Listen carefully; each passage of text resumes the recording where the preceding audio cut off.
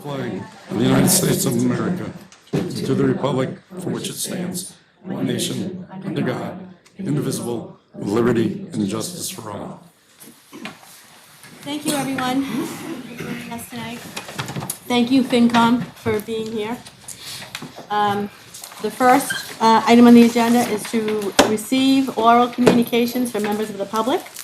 Members of the public may address the Select Board for up to 3 minutes. The Select Board shall not engage in discussion on topics raised during public comment, but may choose to add the topic to a future agenda. This agenda segment will be limited to 15 minutes. Do we have any public comment?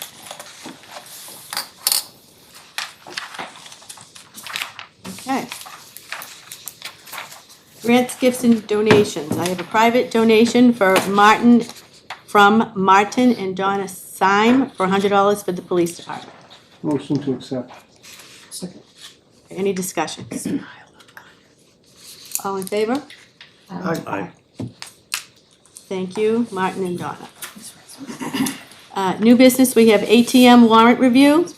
I'm gonna ask the FinCom if they would open their meeting and ask them if they would like to come up and sit here with us. Are everybody that you're expecting here tonight? Everybody we're expecting is here, Okay, so. if you guys are welcome to come up here if you're comfortable, Sure. whatever you prefer to do. Excellent, we'll do a quick roll call, just say your name, that will. Okay. Richard Keys. Vanessa Rossi, Erica Jacobson. Frank Visconti. Excellent. Our meeting is open. And, Alicia, we're just gonna take from Tracy, should we do the Beachcomber licenses quick? I'm gonna stay here, you guys are fine. Things are fine. Wherever you want. No, you go. Let me ask the FinCom that. Do you guys mind if I take care of the licenses, transfer the licenses really quick first? That's fine, yeah, people can. Okay. I'm gonna go out of the agenda here and transfer of the liquor license for the Beachcomber. I'll entertain a motion. Motion. Second. Okay, discussion. So who's here from the Beachcomber? Does somebody want to come up and speak? Right up there, you can state your name. My name is Brad Libro. I'm Casey Greenberg. You guys look familiar. Yes? We were from Bob Lobster previously. Yeah. We know. Remember. Okay, so you're going to be transferring the liquor license you guys recently purchased? Next week. Next Yep. week?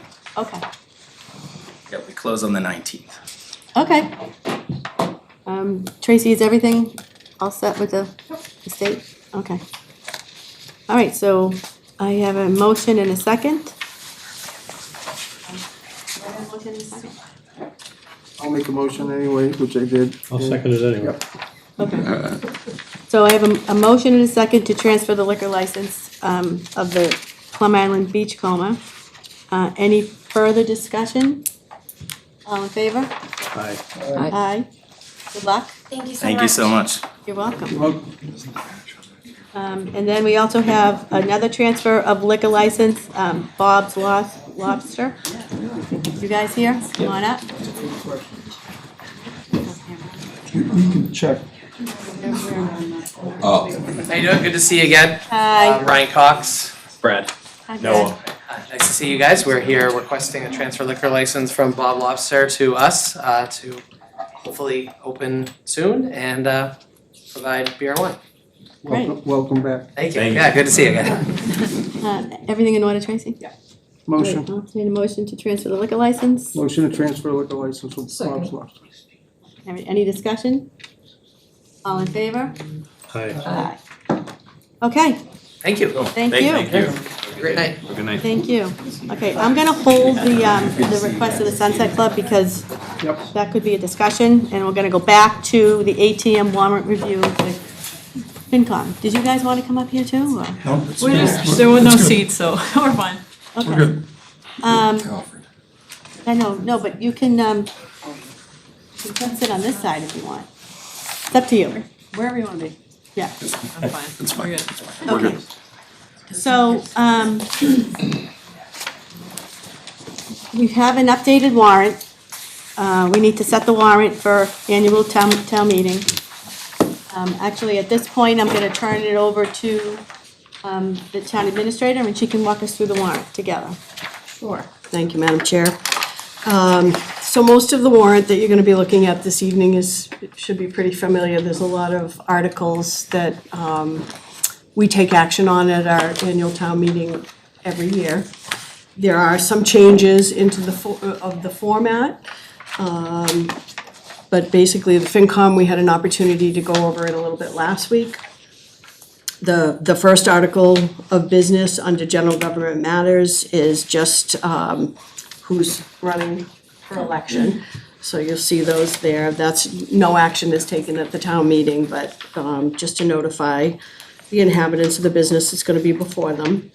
To receive, Article 2 is receiving any reports from boards or committees. Anyone that happens to meet with the moderator ahead of time wants to make a report of the committee, that'll be scheduled. So he would know in advance who is gonna be making reports. Article 3 are the elected officials' salaries and stipends. Article 4, we had a citizen's petition brought to the board. It was, the town clerk certified the signatures, and that was relative to the rodenticides that you had a presentation. It was the same group of people that brought that information to you previously. So that appears exactly as they presented it to us. Appropriate. Tracy, Yeah. one question on Article 3. Are there any changes to the compensation and salaries? Any changes from FY24? Yes, the town clerk and the tree warden, so townwide, any non-represented, or individuals who are not under contract are getting a 2% increase this year. Okay. Townwide. Okay, so that's 2% for town clerk, 2% tree warden. Okay. Town employee-wide, I should say. Town employees, right? Yep. Appropriations are still in draft. We're awaiting the vote of the school committee tomorrow night and some additional information from Whittier. Once we have that, hopefully we'll be able to finalize our police contract. We have reached agreement. They'll be before you this evening in executive session. Fire and library remain unresolved at this point in time. Article 6 is we're asking for $100,000 to be transferred from free cash into our stabilization fund. Right now, we only have a balance of $217,798.66 in that fund. So you'll see a lot of our capital requests will be funded this year through utilization of free cash, our other available funding source. Tracy, can you repeat that balance? $217,798.66 is the current balance. Should it be approved, obviously there'd be another $100,000. Article 7 is, again, these first 4 or 5 articles we see over and over again, is requesting $200,000 be transferred from free cash to our other post-employment benefits trust. The reason we put that on annually right at the beginning is kind of to make sure that everyone's aware that we still have that liability out there, that unfunded liability. Make sure we're addressing it on an annual basis with a goal towards fully funding, which would happen sometime in the future, hopefully. Right now, we have a little over $1 million in that trust fund, so it's $1,186,011. And the liability is a little over $6 million, but we will be having an actuarial valuation this year. We're due to update those numbers. Probably not gonna get down. It has. Yeah. Yeah, it has. It has gone down in certain circumstances. So Article 8 is the appropriation of funds from the PEG Special Revenue Fund. They're requesting $85,000 this year. that's about $10,000 less than they normally use. The new IT director has made some changes to our contract, so we've received some savings. Right now, the balance in the PEG Special Revenue Fund is $993,302.36. Article 9 is requesting the revolving fund appropriations for both the Recreation Revolving Fund and the Harbor Master Revolving Fund, which we call Municipal Waterways Improvement. $50,000 and $59,552. Article 10 represents our enterprise fund, our ambulance enterprise fund. You've seen this presentation before since we adopted the enterprise method of accounting here. It is still remains self-supporting to this date and time. Costs obviously are rising a little bit, but the fees from the user fees from the ambulance are supporting the program. Article 11 is requesting, so in order for us to lease or enter into any kind of debt service, we have to get a vote of town meeting to allow us to do that. So this vote in particular will allow us to enter into 2 lease agreements. One is gonna be for the purchase of a new engine, fire engine, and one is going to be for the purchase of a new ambulance. They're gonna be paid for from different funding sources. So the ambulance will be paid for out of the ambulance enterprise free cash, and the engine will be funded under our operating budget, as we normally do. Tracy, how much is in the free cash of the ambulance fund? Right now, we have, let's see, $398,862.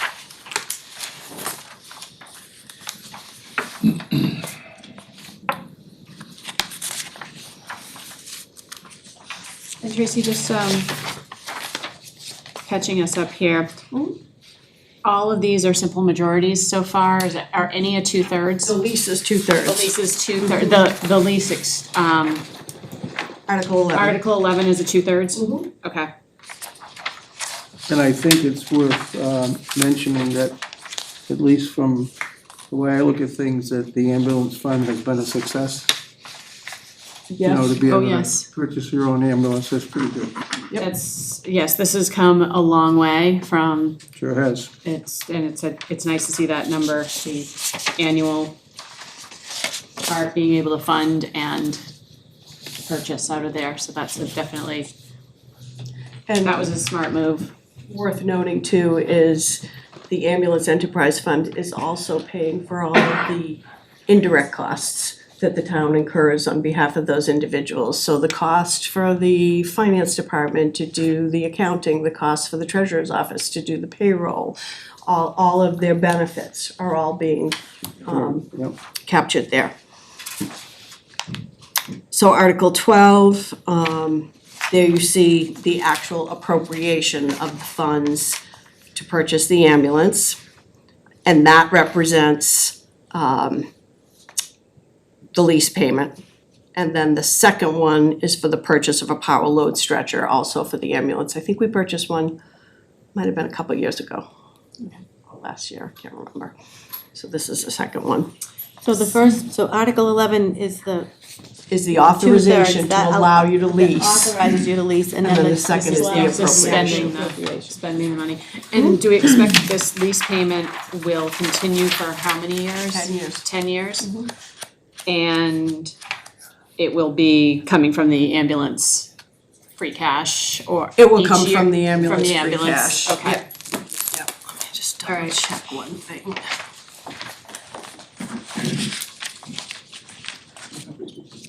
Make sure I did. Alicia, if I may ask a question? Sorry, 7 years. 7 years, and the power is one time. Is that a one-time? Correct. Okay. Dana. When I was reviewing this, I didn't realize 11 and 12 were connected together. Yes. Is there some way we could make that clear? Yeah, absolutely. Especially like during the annual, the meeting, the ATM, I think it would benefit all of the citizens if we could somehow connect 11 and So, 12. This is just the warrant, so these are just the articles. What the finance committee does is the appropriations booklet, and we have that's rationale. the rationale. We'll have the rationale underneath. under each one of them. Thank you. And those, our appropriation booklets will be available ahead of town meeting on the website. Right. And And able in then, paper. and then when we actually move, we make the motion, I think it can be clear, we can explain. This will allow us And to again, do- yeah, and we can have discussion as well at town meeting. Yeah. And that's why I mentioned it, because it's an accomplishment and it should be known, so good. Right. So Article 13 is where you see a kind of a formatting change. So I was recently at a managers meeting when this was all brought up. They've been referred to as consent articles, they've been referred to as combining articles. A lot of the managers use this kind of format in their initial presentation. It can be done either way. It seems to streamline things a little bit. It still allows for a hold to be placed on any individual item, can be discussed, questioned, there's nothing that prohibits that. It just brings it all together because all of these are going to be funded through the use of free cash. Some of them you'll see are items that would be on our capital asset schedule. So the capital planning committee has already been through all of these. Others, like the OPEB actuarial valuation and the unpaid bill, don't rise to the level of capital in any shape or form. So, but they're all gonna be funded through free cash, so that's what that article is. And our current free cash balance is, Right now, we are at, let's see, $3,504,712. So should everything be approved, like if town meeting voted to approve all of these expenses, we'd be down to just a little over $1 million, $1,087,213. Which is lower than we've been for quite a while after our town meeting. We usually save a pretty good portion. and this vote is also simple majority. Correct. At town meeting. And are we gonna discuss, after you review all of them, are we gonna discuss them or talk about them? Do you wanna stop here and, Yeah, well, on Article 13 in particular, I just have some ideas of my own. And I guess one of my pet peeves is the HVAC at the elementary school. And I'm just wondering, is that COVID compliant now? I'm assuming no. Can't answer that. And, I don't know what COVID compliant well, I means. mean, up to code, the HVAC. well, I know when COVID hit and the ARPA monies and ESSER funds were given by the federal government, the district, the Triton Regional School District, got monies to make those HVAC systems, put in fans and make them, Yeah, so the kids filters and- kids could go to school there. So, I don't know if we wanna call it compliant, I think the COVID rules are gone now, I don't think the Well, I guess just up to code. I didn't mean to use the. everything is up to code. So, But we need to replace the HVAC, it's an aging system. And I believe, Tracy, correct me if I'm wrong and I misspeak, but I believe that we've had people go out and look at it, we did an envelope study on the school. We did. And we've had them go out and look at it, and the way that we have attacked the roof in sections, they can do it this way. We'll get $1 million this year, and they'll replace the equipment and the roof right now, and it won't affect the output. It's not like there's not gonna have HVAC system, and then next year, if we split it into 2 years, there'll be another $1 million, and they'll replace it again. The equipment and the roof, and then I believe the roof's complete, correct? One more year. 3. And then it'll be all done. Okay, And just so you know, the James, our facilities director, our DPW director, is working with John, I can't pull his last name out New right guy, now. the new Chris new Walsh. facilities director at Triton.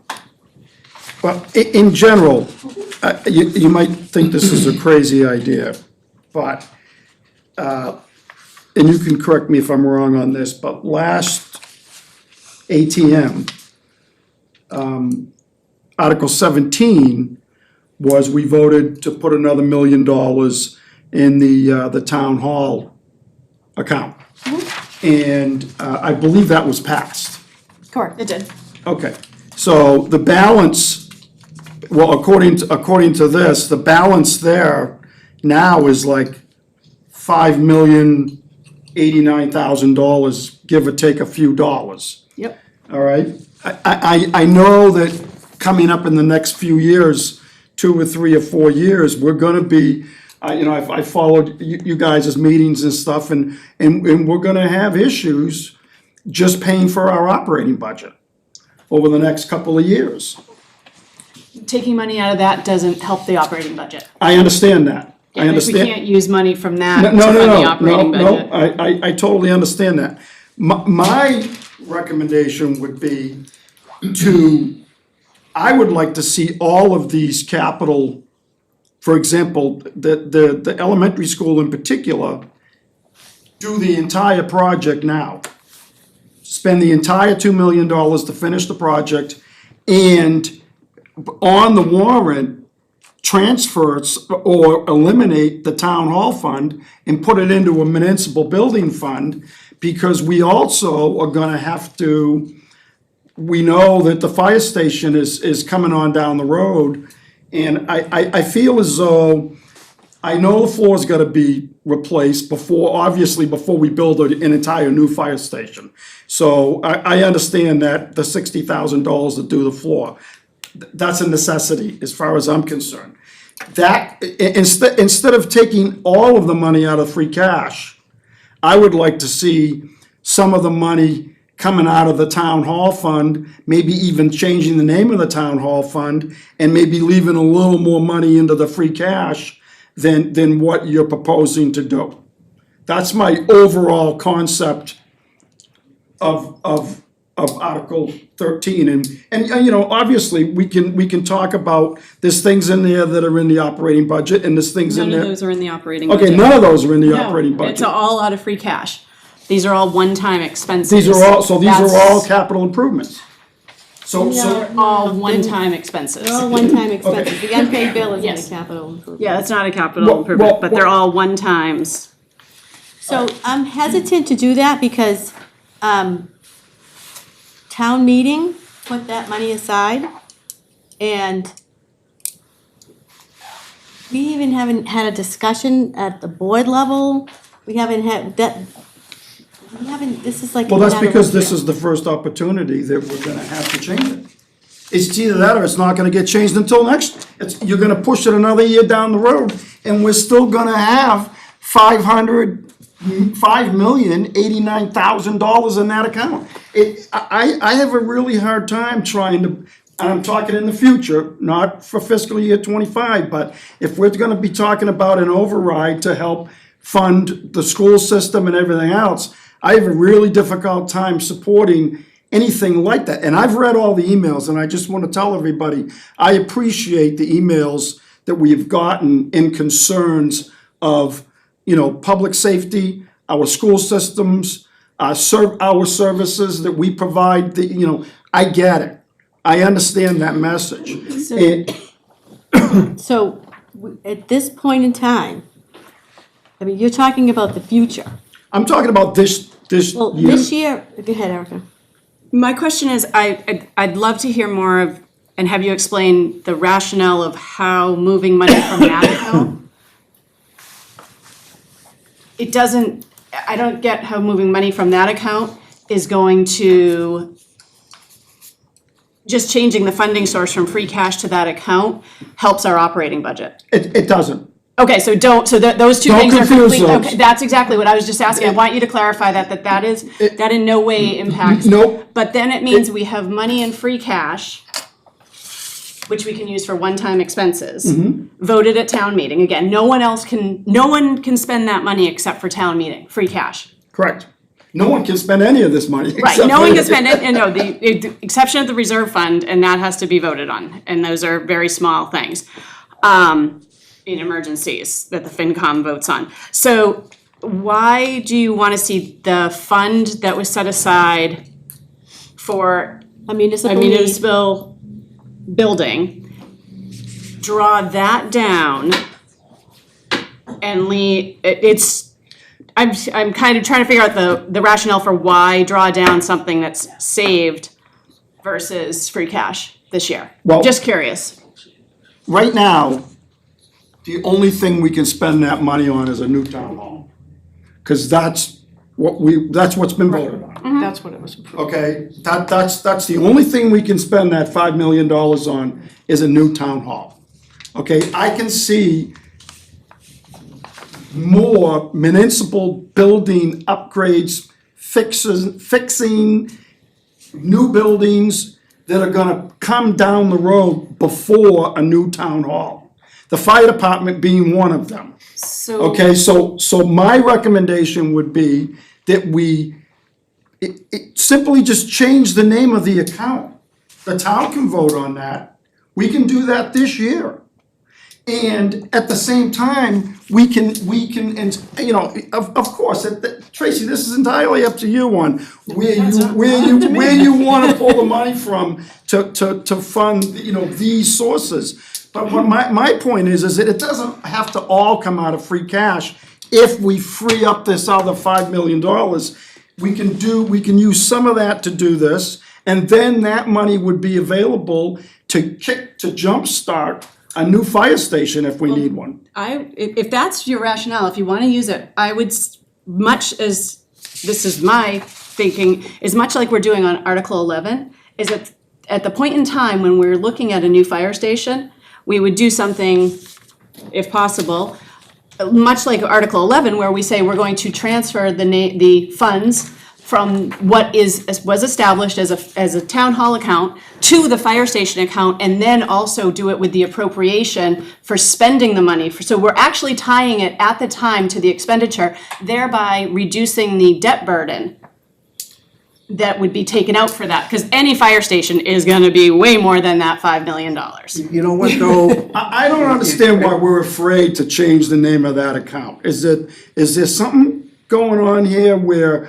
I don't think anybody's afraid to change No, anything. we can, but it's, There's just And we no can- the rationale. I just don't understand, like, why to pull the out of, Let me- I'd rather do it in one lump sum of Let me just using that say- 5 million. Let me just add one little point.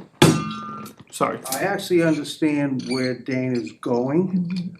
I don't know if I wanna pull something out so that it becomes maintenance, Dana, if we Yes. have the ability to maybe build a fire station, if we decide we're not gonna do a town hall.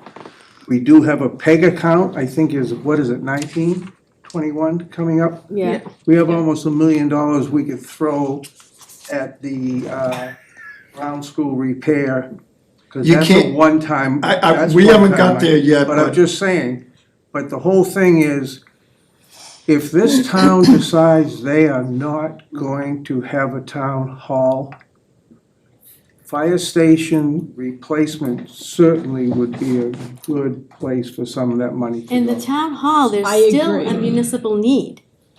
It still hasn't But been if the town determined. decides they don't want know. it, Alicia will continue paying rent and it comes Yeah. right out of free cash. That, and, no, The it rent comes out of the rent comes operating. out of operating budget. That's what I meant. I Yep, didn't mean rent to- comes I out of meant to say operating budget. And I would like to see that 5 million that was set aside to offset the cost of a building be used as a lump sum to pay off the cost of a building. It will make That's a kinda greater where I'd like to impact go. than drawing it down here and there. It will allow us to make a significant investment in a building. I'd like to see A it go building. into something that's gonna last 40 years instead of repairing something that lasts for 3. So Frank, I think wants to say. Yeah, multi-part question, sorry Tracy. The HVAC plan that we're doing for NES, and then presumably, if all goes according to this schedule, the roof next year. Those are all aligned with the original CPC plan, Correct. timeline-wise, for what was originally set up for the school. HVAC was accelerated a little bit. Because of Yeah. failure, Yeah. essentially. Okay. Dana, were you suggesting that there is a benefit in rolling that into 1 year because there is the assumption that there is savings to be had by accelerating that? By doing it all in 1 year? Possibly. I think that the idea that the price might go down is unlikely, and the cost of everything is going up. I think the earlier that we can take care of, I wanna call it the low-hanging fruit, the better off we're gonna be. And then I just wanna say, you know, the fire station, the new town hall, all of these things are gonna require a debt exclusion. So, To produce it, to build any of this stuff. I guess my question, were there any conversations with prospective HVAC contractors as well as roof contractors that said, hey, you guys can save 30% by doing this all in one shot, or it'll be cheaper operationally, or there was none of that? That didn't happen. No, we've had the engineers out to give us the estimates. We haven't gone out to bid. And the second part, related but unrelated. You know, though, I'm under the impression that town hall account, because it was voted on, is sacrosanct until it's voted on otherwise, correct? Correct. Yes. So so any reappropriation or renaming would have to happen At town meeting. at town meeting. Yep. And that would still put us out Right. another, presumably, Right. And, year or and whatever, to Dana's until it point. was allocated differently. Right, to Dana's point, so if you decide you don't wanna build a town hall, we're gonna stay here, this is gonna be our permanent location, but we have a need to build a fire station, so all we would do, as we got further along, once you did your studies and your analysis and you were prepared to present a project, you would simply go to town meeting, have an article that asks to transfer whatever the balance is there, into a fire station building. Right. Or a town hall, what did you call it, town hall capital project account, or whatever Municipal building whatever account. you wanna name it. So because town meeting put it there, town meeting's the appropriate body to move it somewhere else. And I think the only difference is if you start to use it for certain maintenance and debt exclusion type uses, then it will disappear pretty quickly. Dana, if anyone doesn't think that $5 million wouldn't build a metal building fire station, you could build a beauty. Like a Morton building, Just a Martin building, well done with a brick face. exactly. I kind of So like, there's I still- kind of like that idea because, not the metal building, but no offense, but, but what I meant to That's say. the engineer in your building. No, what I meant to say was that I like the idea of the 5 million going to a building because it reduces the burden of debt on the people that Right. follow us. We don't leave a legacy of debt to the people that follow us, and we get a building, whether it's a fire station or a town hall, remains to be seen. So there's still some significant Because- municipal need that the town has as far as Absolutely. capital buildings.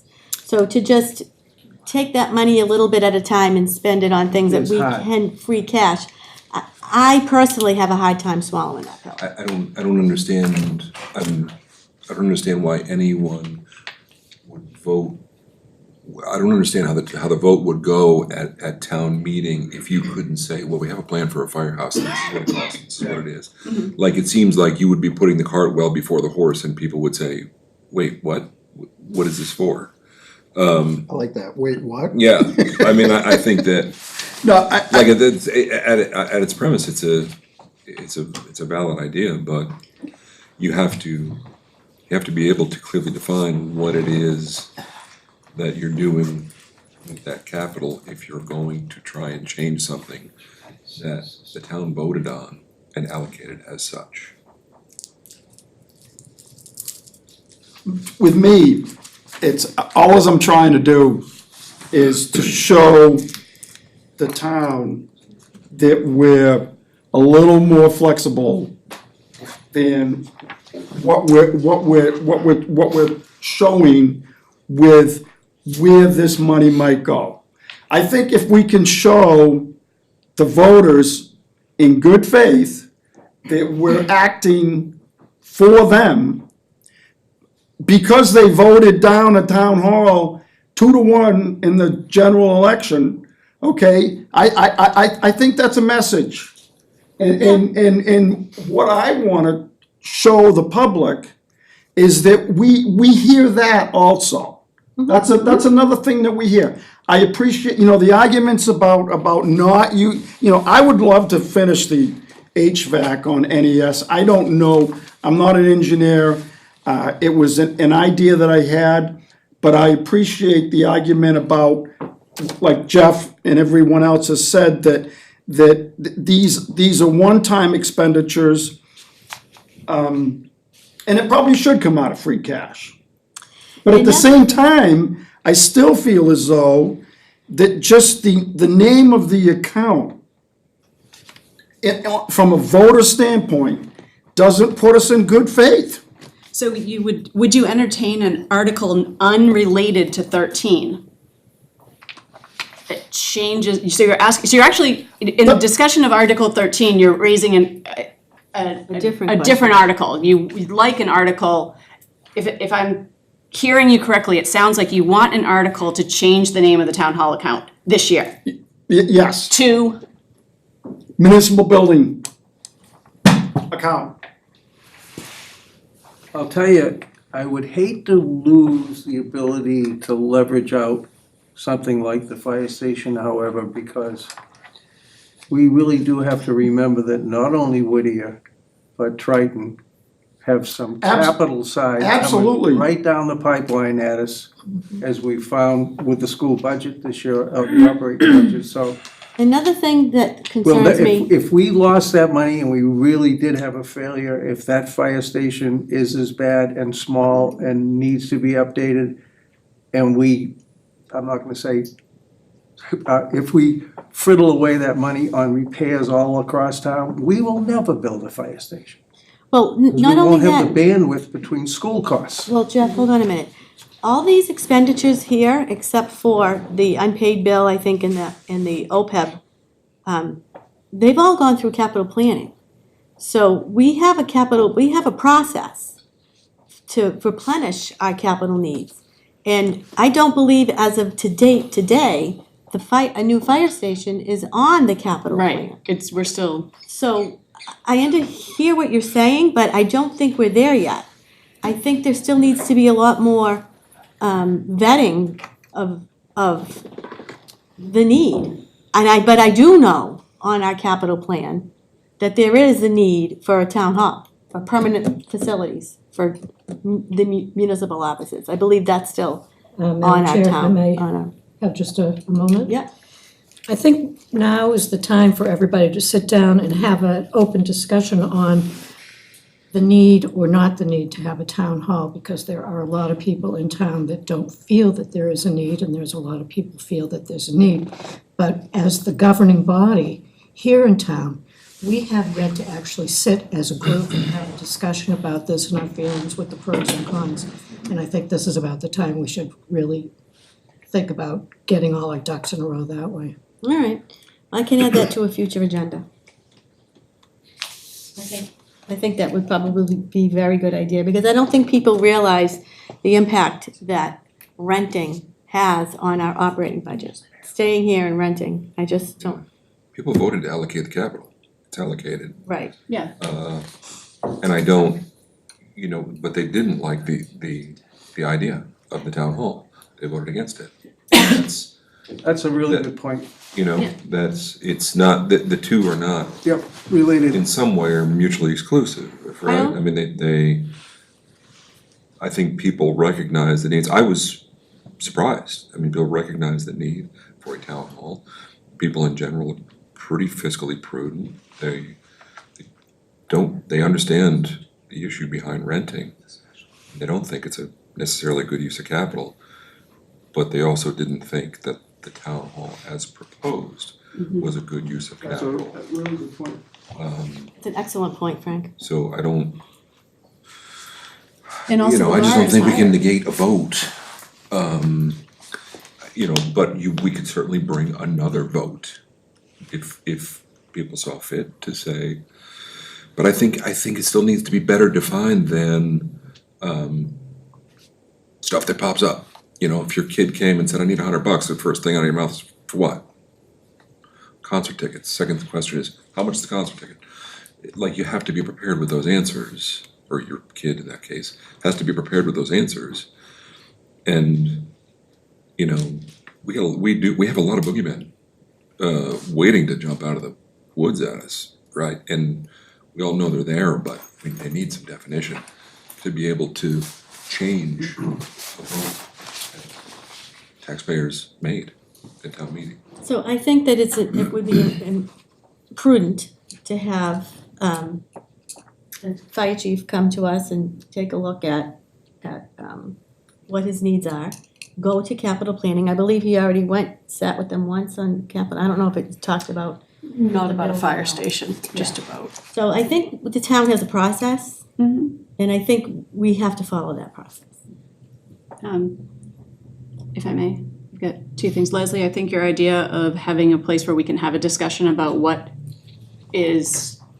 people are looking for in direction, I think that's an excellent idea. I would be happy to sit. I've sat on many of these projects over the years. And in a similar vein, I also think it's because we have mixed messages. Last year at town meeting, in one vote, people voted to put $1 million into that town hall account, as a town hall account, but did not pass by a 2/3 majority the project that was there. It did pass by a majority. It didn't pass, but a majority Yeah. of those people also voted for it. It was the difference in the bar. The bar was, if we had gone, if it was a simple majority, which it isn't, it's a 2/3 majority, that's where I think there's a disconnect, and I think there could be a lot to having some discussions around what that future looks like. Because quite honestly, I walk by the town hall building and the fire station pretty much every morning with my dogs. Those are two properties we own in the same place. We may have not only one, but two needs. There's time for creative solutions. And that $5 million that is there, I believe was put there by voters. It was put there and for that need. And there's still a need. So now we figure out what the next solution could be. And town meeting is our legislative body. They put it there. They spend our money. I was just really gonna tease Eric, are you saying 2 metal buildings? Okay, so do you have any other questions, Dana? But are there any questions? I guess, yeah. And anybody else want to comment from the FinCom, Vanessa or Richard? Anybody else from the board? Good questions, good discussion. Yeah, back to Article 13, I'm delighted that the town has free cash of $3.5 million. That they're financially sound enough to have that much free cash to be able to use the $2,217,000 for these projects. It's a long time coming. Tracy, sorry, one last thing, just because I'm not sure I generally understand how the article works, but. Sure. You know, let's say there's a large group that has an issue with, pick one of those items. The library roof. Lower school, yeah, Lower Green Lower School, Green Lower School. Schoolhouse Yeah. Roof, 100K, that's insane, you know, and they show up with pitchforks and torches. So 13 is dead then? No, 13, Or it's automatically segmented out individually They're and segmented out the- can be honed at meeting? Hold, like you Right. hold it. Okay, Right. we hold, it can be winnowed down to the things that everybody is in agreement, okay. correct. And And it when we won't kill ran- the entirety of the Doesn't article. kill the whole And when article. we ran this consent agenda past town council, doing it the way we always did it, there would have been an article for each one of these items. That's like, nobody does it anymore. Okay. It's like we're one of the one of two of her accounts that still do it, so Okay. Got it. we're modernizing. Madam Chair? Yes. Quick question. Will we be able to circle back after we review this one time and circle back if we have any questions on any of Oh, yeah, after before we vote, we'll ask for any last questions. Thank you. Okay, so can we move Don't on to get me Article started. 14? Sure. Well, Martha's here, so I'm sure she can give you all the details, but that's the MBTA communities, the zoning that we've been talking about for, Yeah, you guys had a Many months presentation, the now. FinCom had a presentation, right? Yes. We had a presentation. you saw them. Does anybody have any questions on Article 14? Martha, excuse me, I believe the public hearing is still open on this? The public hearing is still open. The final draft is what you see in the warrant, but it was renoticed because there were some substantive changes. So, next Wednesday, the 20th. But you don't expect any changes in this, right? No, okay. Okay, so that's the MBTA, that's Article 14. 14. And Article 15 is the wireless communications facility zoning. That's still open too, right? That hearing is still open and the board has not taken any action on that yet. The board hasn't taken any action on that yet. Okay, that's Article 15. Articles 16, 17, and 18 are all relative to the solar array that will be going on our landfill, which we've also been working on for many, many years. Finally is coming to fruition, so that those three are related to the change of the use, allowing the select board to enter into, and the assessors to enter into an agreement, and allowing alternative on-bill credit, allowing us to sell it back, any excess energy.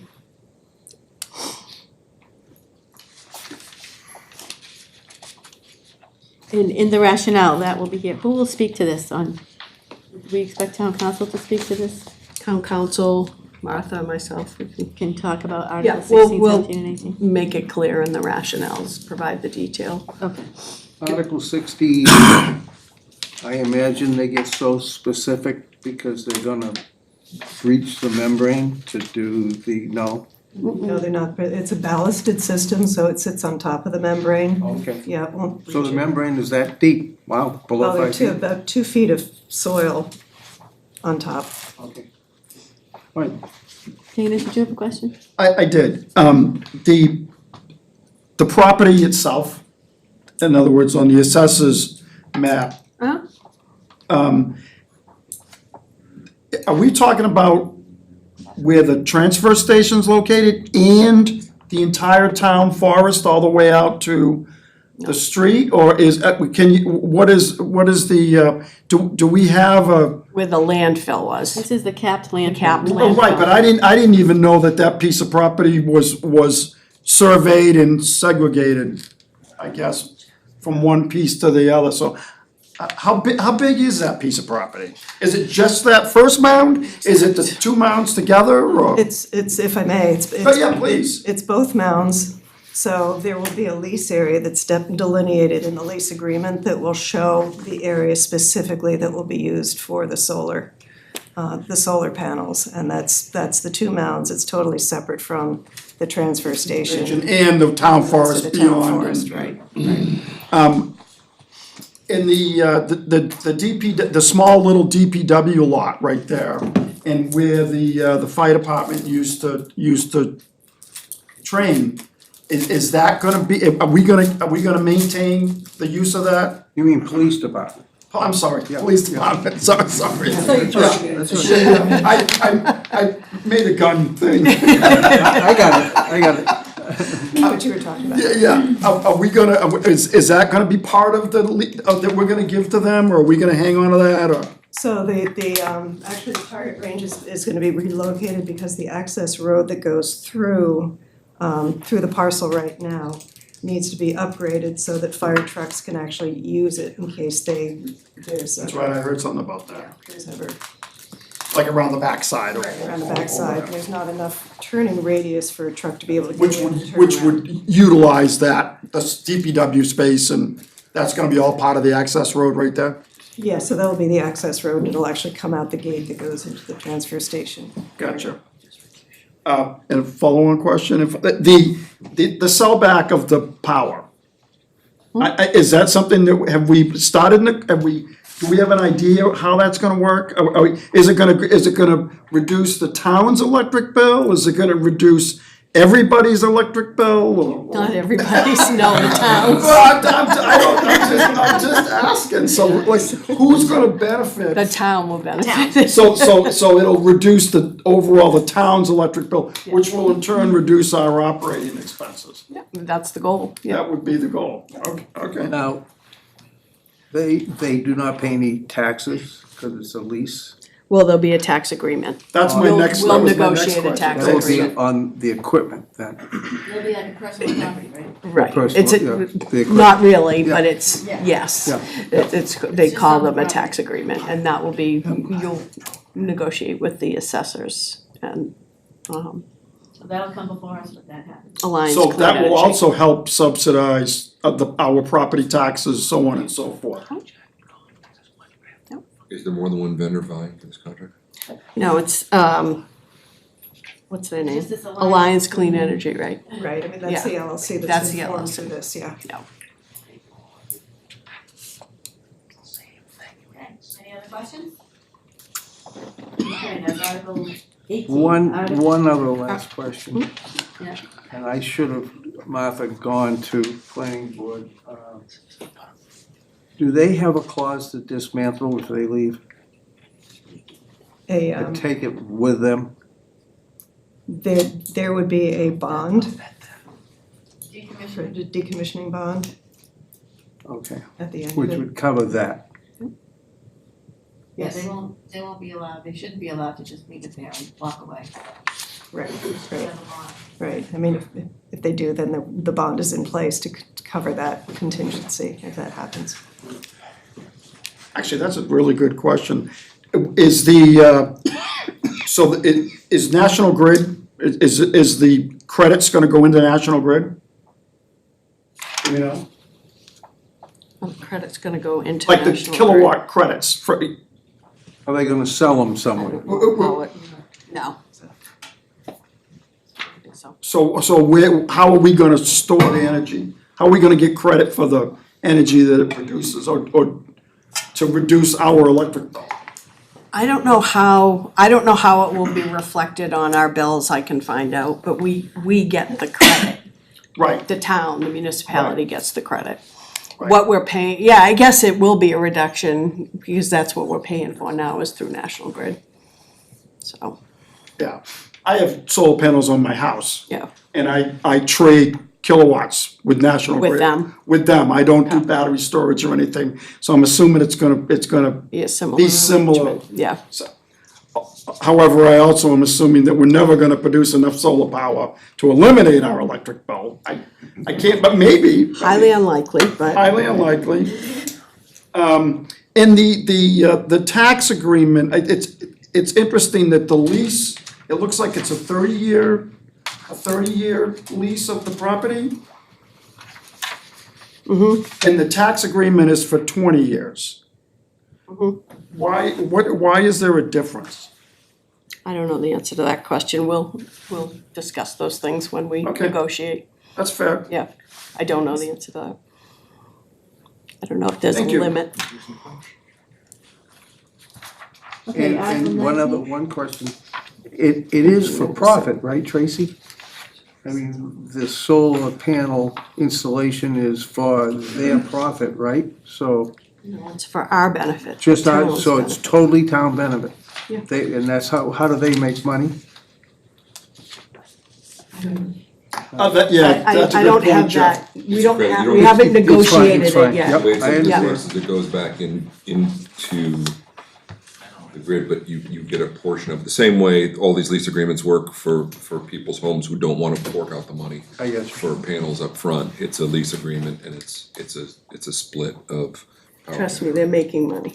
Yeah. You'll see that when we get the documents in front of us. This is clearing the way, I Yep. understand. Yeah, this is just allowing you to sit down and have Yeah, those negotiations. none of these are actually binding us to anything other than No. allowing you all to make decisions on behalf of the town. Which will be coming before us. Yep, yep. Article 19? So Article 19 is to remedy the issue that we had with members of the Finance Committee not being allowed to serve on any other boards or committees. The change to the act will allow them to continue on in the capacity of serving on the Capital Planning Committee. Was there another committee? That was the only one. Yeah, Capital Planning. It's You the never one that know, you there's were on, another Joe. committee. Say it again, You were on a different committee. municipal vulnerability and other things, which, You still wouldn't be able to be on that. and at some point, just because why, we appoint the people to the municipal vulnerability? I mean, the only thing is, This is the way. I it's look out and being see the planned. water that's around our town right now I in the know. last couple of 3 weeks, and those type of committees are gonna get more and more important to a town of Newbury, I'll tell you.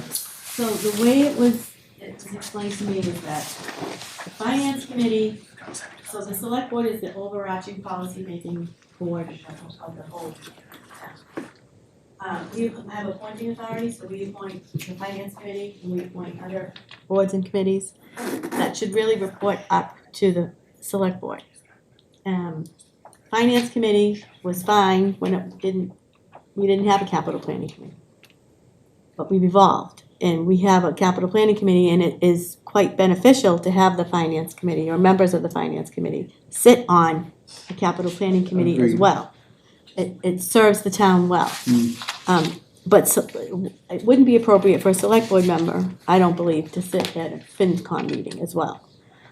So those other boards and committees report up to the select board.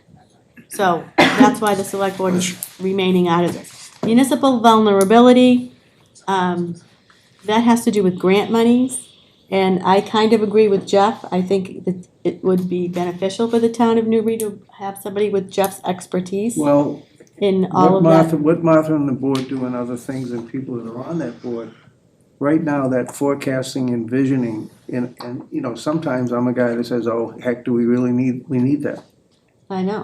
So, So, but I mean- it's okay, I'll just sit sometime, I can go to those meetings anyway, so, Yeah, you just won't, not a can't, big deal. right, so, so that's the purpose behind it. Did it not, did it make it too hazy, so to speak, to bundle in the other things that we had issues with? In other words, like, I think the case with Tom was Tom's a constable, and because he's a constable, he couldn't be on FinCom? Is that what it was?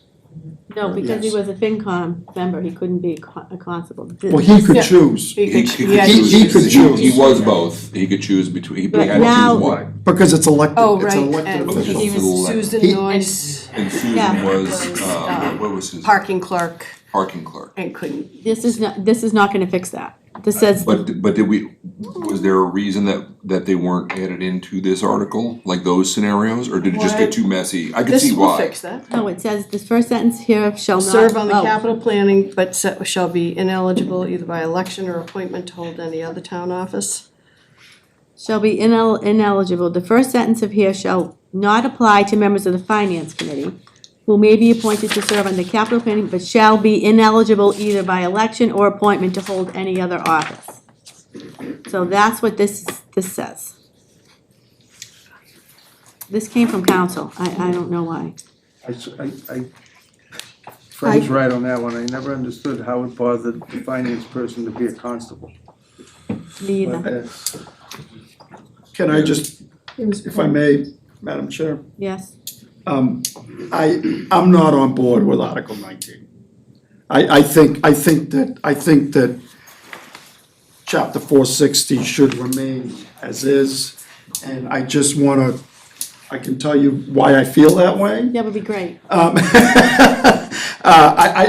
think that you could be looking at a conflict of interest having, now maybe in a non-voting situation, possibly, but I think you could have a conflict of interest of someone who's working on the capital improvement and then in turn, you know, has a say with the finance committee on possibly how or when some of those things are gonna be financed. I just, and my other piece of that is that I feel as though in general, I think we have too many people in town that wear too many hats. And I believe that we should try and embrace new blood and new folks to want to come and join these committees and feel free to say what they want to say. This was written this way for a reason. And I'm So not at the sure. time, at What's the that? time this was written, there was no capital planning committee. That's when, at the time it was, and this is to update. So I where still do don't you believe say- that someone but should can be able you- to sit on both boards. Can you explain to me where you would see a conflict of interest for FinCom to sit on capital planning, not capital improvement, capital planning? Capital planning. I don't see how that could be a conflict, but I want to see where I'm not seeing it. Because capital planning is what we're talking about. Correct. Okay, capital planning sits back and looks at like the big picture of what our capital improvements should be. And they're an independent body that submits that report to the finance committee to find out whether, am I wrong about that? wrong. Okay, You're so how does it work? It actually, you are, the way that the capital planning actually goes to the warrant and to your team, it doesn't go through finance committee at all. The benefit of having having the- finance committee members sit on capital planning is that when the finance committee meets, the capital planning members can update the finance committee as to what's coming down the pike for capital expenditures. Well, that can happen without them being on the finance committee. How? Someone has But I to, think- no, but- What do you mean, how? But I think the question is like, when you say CPC sits back and looks at, They- that's not what they do. So DPW comes into a CPC meeting and says, we need a 10-wheeler, our 10-wheeler's dead. Okay, what's a 10-wheeler cost? It costs, $130,000. All right, well, can you get any more miles out of the last 10-wheeler? No, it's cooked. That's where all of the CPC items originate from. I've never seen, I was on CPC for a while, I never saw anyone originate their own needs and geez, I went past the building, it looks like junk. It has to come from somebody who's responsible for that building so that's where a conflict of interest absolutely would exist. If you let the head of DPW sit on capital sit planning. on cap planning, that would be the fox in the hen house, so to speak, if you wanna look at it that way. But if I run all the scenarios in my head, I can't think of any conflict of interest that could possibly exist between CPC and FinCom. And I don't wanna act like I'm championing this, I don't care, whatever. I really don't. But that's not a. I don't want, That's just not something that could cook up a conflict of interest. That is, if DPW sat on these committees, or whoever is asking for something, fire chief or whatever, that would absolutely create a conflict of interest. Where at the very least, they would have to recuse themselves from any Voting. discussion of Right. that need. And I would say that as someone who is, because you've sat on capital planning, I've sat on FinCom for years. I absolutely rely on capital planning to do their job and a 5-member body to do their job. Right now, we're sitting with a 3-member body because we're in this spot where you can't, one rule says you have to appoint them, but another rule says we can't be appointed. So right now, our capital planning committee is limited to 3 people because you cannot appoint anyone else. Because Until- because the capital planning bylaw says that it has to have 2 people from Yes. FinCom. So that's where we're stuck in this thing. So right now, we only have 3 people there.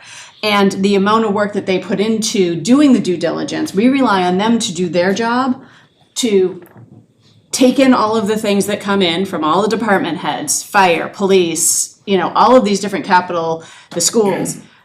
they use their scoring system, which is an objective measure of how they do it in order to put things onto the capital plan. And what do we have for money available in free cash or other funding sources to prioritize that for us? Because serving on, it's a big load to serve on that committee.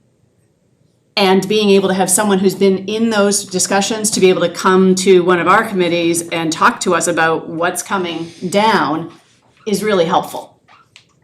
Again, as long as we have able to operate full capital planning committee to look at the things with 5 members, I'd love to see us get there. Yeah, I think we need to make this change.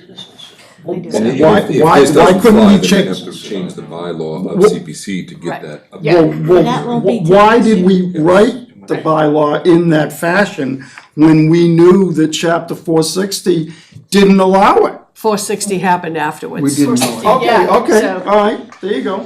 So why didn't we change the bylaw? It's all We have before a- my time. We have a lot Yeah, of this is conflicting before any of bylaws. us. We have a lot of bylaws that conflict. Well, I propose that we change the bylaw if that's what we wanna do, and we don't mess with 460. That's just my feeling. All right, that's his feeling. Anybody else have any other comment on that? Okay, so that's Article 19, so Article 21. 20. Article Oh, 20. sorry, I'm looking at section 21. Okay, Article I did the 20. same thing. Yeah, so this is asking, we have a trust fund, a resident brought it to our attention that there was a trust fund called the Newbury Improvement Trust that has a balance of $4,886.69. It was established at a town meeting in October of 2005, I believe. And donations were made on behalf of a resident that had passed away into this fund. And at the time, I think you were in discussions about building a senior center. Maybe there was a donation of land discussed. There were all sorts of things going on at that point in time. And money was put into this fund for that purpose. Well, it's sat there for all these years. And nothing's really happened. It's not enough to build a senior center. And so in conversations, we had conversations with the trustees, the 3 trustees, and everyone felt that it was time to dissolve the trust and that those funds would be held in account. The select board would have the authority to expend them for the intended purpose, for the senior center, for some expenditure for the senior center. And that was at the request of a family member of the person who donations were made in their name. Okay. So at the time that this trust was formed, the select board couldn't, it's my understanding, they couldn't accept donations at that time. I think Massachusetts general laws have changed and we can do that now and that's standard procedure for us. So we would need to think about closing this out and having it earmarked for the Council on Aging. If it's approved at town meeting, then the trustees would meet again and take that vote to dissolve Dissolve the it. trust. Any questions? I spoke to the family member that you're talking about this issue, and that's exactly what they wanted, the intent of the money, that's what they wanted to happen to the money. So your analysis is pretty much spot on. I just wanna make sure that the money goes to where the intent was intended, Does, You as a board will. yes. does COA maintain their own fund, just something? They have the Friends of the Council on Aging, it's something different, they're just a line item in our budget. They may have their own like expense. So does it make more sense and trigger less bureaucracy for anyone making donations to Council of Aging to go directly to FCOA? Does that eliminate any need for board? They come directly to the town now. It's frequent that you'll see on the agenda that people will make donations to the Council on Aging and the select board votes to accept them. And they're put in a special account that can only be used by the COA. But that's this account, this is not intention, is to come to the select board, not go to the COA account, is it? It remains where it is in the trust account until the board approves an expense of those funds, but for that intended purpose, the senior center. Yeah. So I guess my question was, if they had just given the money to Friends of Council on Aging, this would not be a topic of discussion. I don't even know, I don't know when the Friends came Yeah, I about, don't know but if they they were probably, Who came, what they may came not first, have been there. you know? Yeah. That's. Yeah. I find it interesting that we get a significant amount of money donated to the town for the Council on Aging when they do and in fact have friends. Like the library, for instance, we don't get anything, it all goes to the friends. Okay, any other questions for this? Okay, Article 21? So Article 21, we now have a PEG access special revenue fund. So back, 2015 maybe? Yeah, I think it was 2015.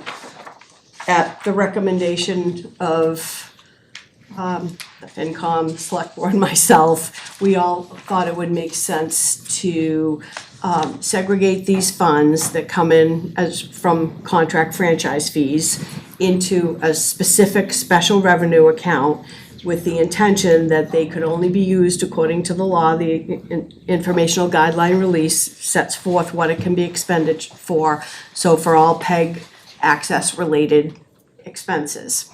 At the time, I think when the media committee was initially formed, they were hoping, there was a gentleman named Richard Hendrickson who's kind of spearheaded it, and subsequent to him, Caleb Noble? Noble, thank you. The hope was that they would initiate a 501c3 and those funds would be utilized by that not-for-profit. It didn't happen, so what the town decided to do, again, in consultation with the media committee, was at that time, back in 2015, around then, we felt it was important that we get our meetings televised. They weren't at the time. And, you know, the municipal PEG access was formed. So we have people in-house that work part-time that do all this. Purchase all the equipment, keep the equipment updated, seek content, loan out cameras for various things. Work with the schools. Right. We have school internships available. But here we are, almost 10 years later, and we've amassed quite a bit of money. Right now, there's, 993,000, a little over 993,000 in that account. But we don't have the 501c3, so it's not nearly as robust, for lack of a better word, as, we had initially hoped it would be if someone took it over. So the law allows you two ways to operate. You can do what we did, voting it into a special revenue fund for that particular purpose, or you can revoke this, or if we hadn't adopted it in the first place, it becomes a general fund revenue. The way the article and the draft read, it sounded like we would be disbanding the entire program. That's not the case. What we're doing is we're changing the fund. So what would happen if this were to pass, what would happen is the money that's in the account now would end up becoming a component of free cash in the following, not until the following year. And all of the franchise fees would become general revenue. So general fund revenue, they just would come right into the general fund, and they can be used to fund any legal municipal purpose. You could certainly use it for some operating expenses, but I would caution that only because the revenues declining, as you probably, many of you have streaming services and things like that, so we're not getting quite as much as we used to, but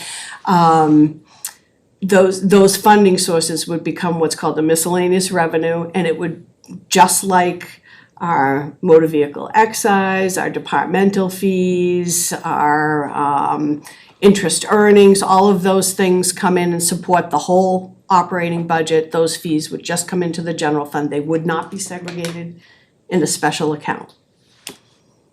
So that's what this would in effect do. What does the annual number look roughly like these days? I wanna say probably Little under 200, a little under 200,000.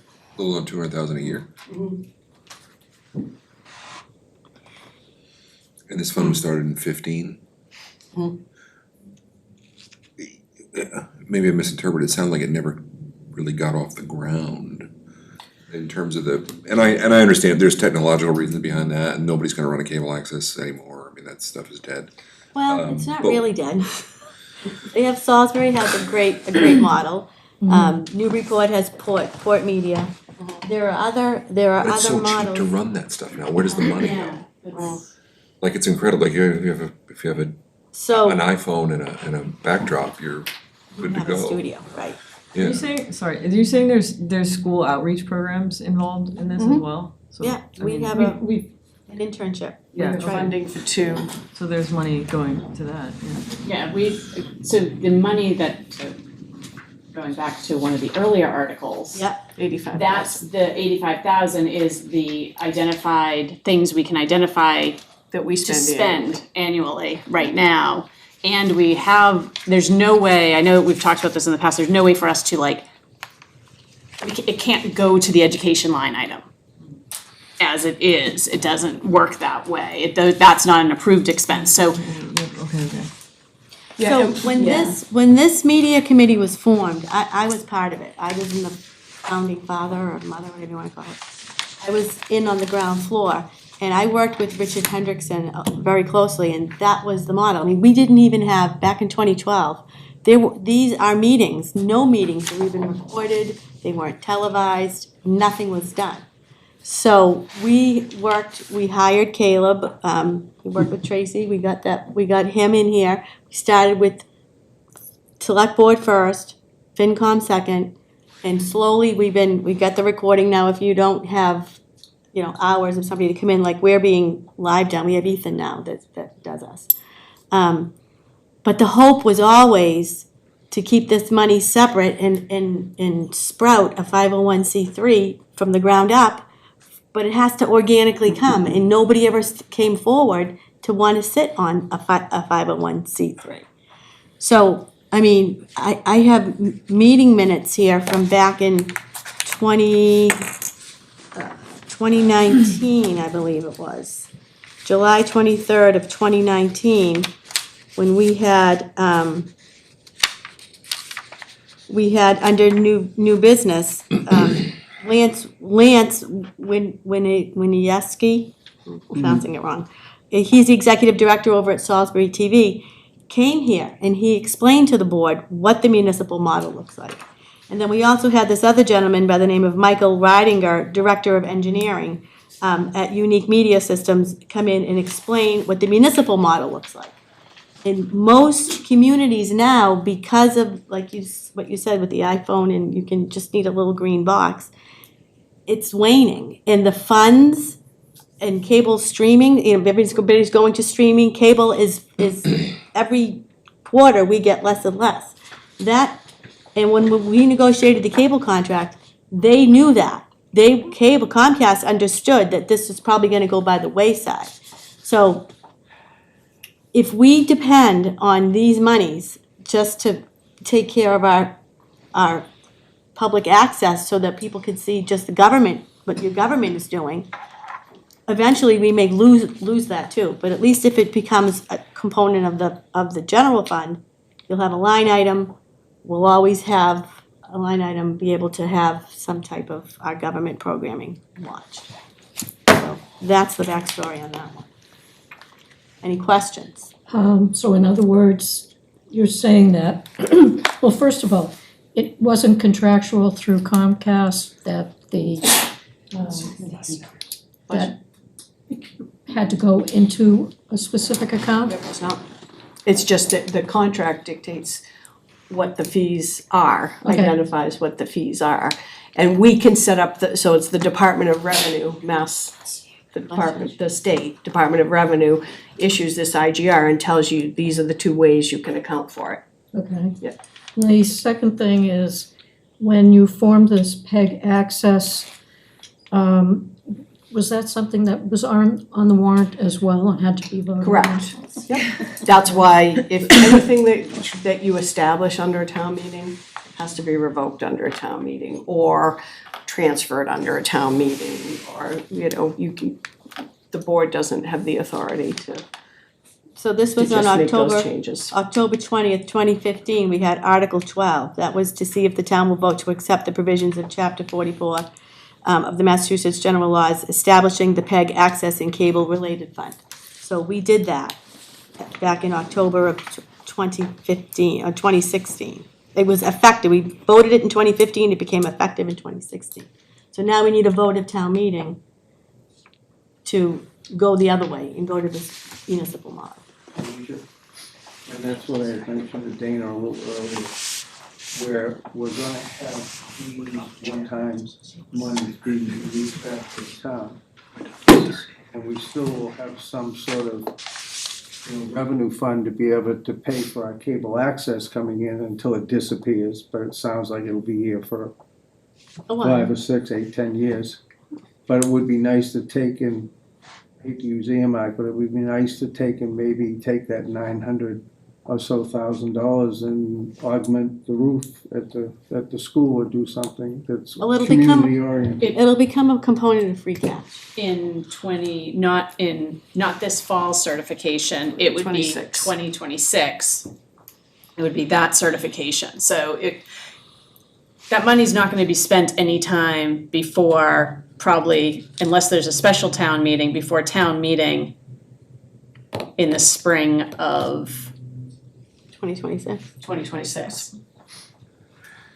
Tracy, probably a dumb question, or it probably begs to the definition of means by which taxation is levied.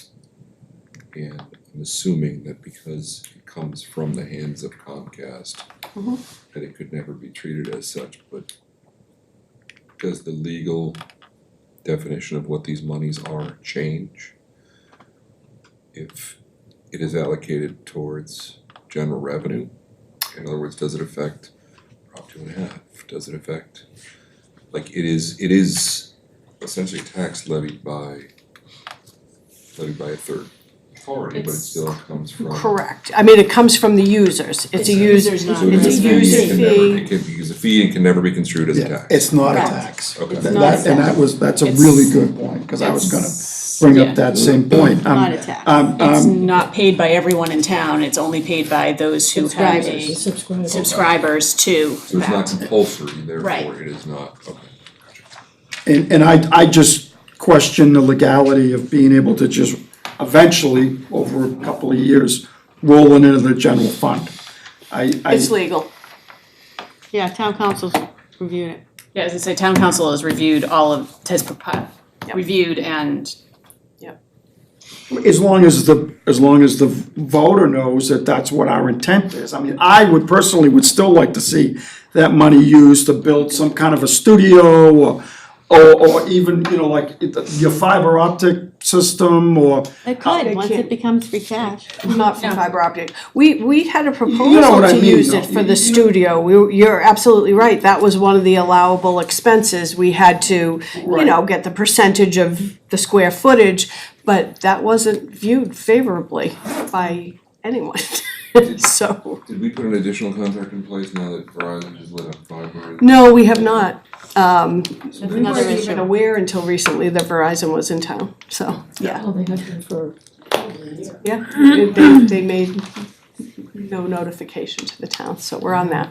they were giving out good deals. So when and if, it's a good point, when we have a contract with Verizon, because Rowley does this too. Rowley has Verizon in their municipality, and they have Comcast. They get subscriber monies from both. Yeah. And we should be getting that too, Yes. now that we Probably know why that they didn't notify. they're here. Yeah, right, that's exactly why they didn't notify us. So that may increase a little bit, but So if this were to be voted on, the taxpayers have to vote to change the title of it.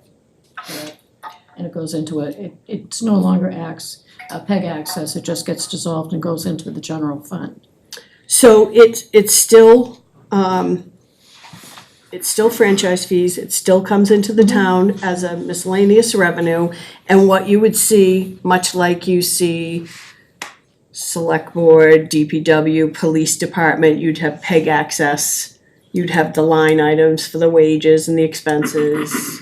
And if they needed to replace the cameras in this room, you'd see a special article for cameras, using free cash to purchase them, just like you would for any other municipal expense. So the difference in what we were hoping for was a 501c3 that would, But that's nothing.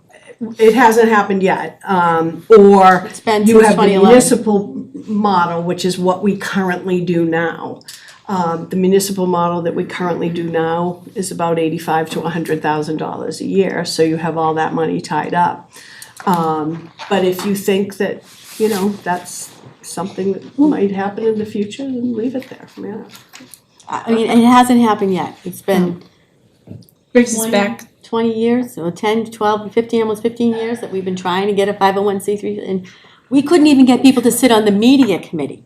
I just, in light of all those things that's been talked about in terms of expenses coming, I like the idea of potential earmarks. And school roof is a wonderful, because ultimately this is money that was supposed to go towards in some way, shape or form. School And the system, only the reason school I system. say that, Frank, is the 900,000 or so, it's gonna become ducks for the duck pond or something. Yeah, no, I rather see it go I think it's easier to explain and say, this was originally intended for the school system, but we never formed a 501c3. No, it was never intended for the school system. What are you Well, talking about? intended for, that was the ultimate intention, the PEG would somehow be related with the school, right? No. Was it not? Yeah, it's Well, it was gonna be chapter run out. 44, section 53, It was gonna be run out it's of cut high and school. dry, what it's supposed to be used No, for. we have Yeah. an internship Yeah. with the school. That was the internship still was have the only thing associated with the school. yes. I still like the earmark idea. Yeah, and once that One becomes of our real a, expenses that are facing us today. By the time that's all said and done and that the capital's moved, we're ready. and you can identify how much is moved and the subsequent town meeting, if it's important that dollar amount be identified, you can say, okay, we wanna commit X to the roof, we want so much for the playground, we want so much for this, and you would just see the same kind of presentation as you saw in the other Article article, 30. identifying all those and And then any funds coming in after that or? Our general general fund funds, revenue. Period. Yeah. and we'll pay It's for. easy to understand. And they use Okay, it hold the on, program. hold on, Vanessa had a question. Well, I hate to bring up the town hall again, but like in if that is revisited in the future, and in theory, designs are I mean, I know designs were proposed that, took into account a studio and media rooms and that kind of thing. I mean, how will this change be incorporated in that? I know that's in the future and that's not even necessarily going to happen, but this would presumably, and this is dissolved, I mean, this would presumably be looked at again in, What's this? well, like, I'm just saying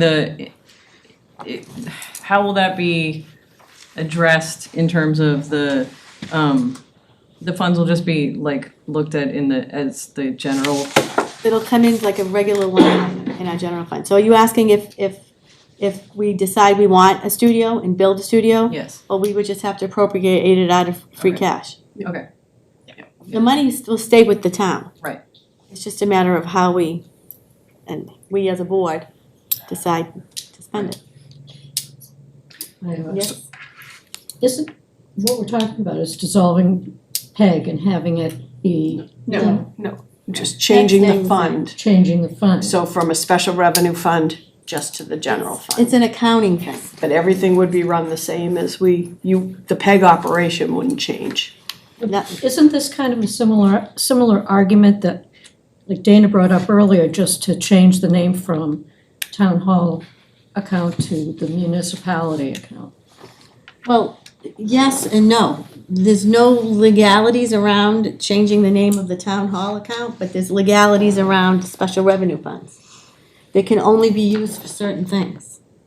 Okay, Very only because I was specific. hearing more, nobody wants to, as far as the people that are sitting in here this evening, that were not in favor of, or weren't liking what Dana was saying about changing the name, but it's gonna go on the warrant now. What's gonna go on? To change the name from the,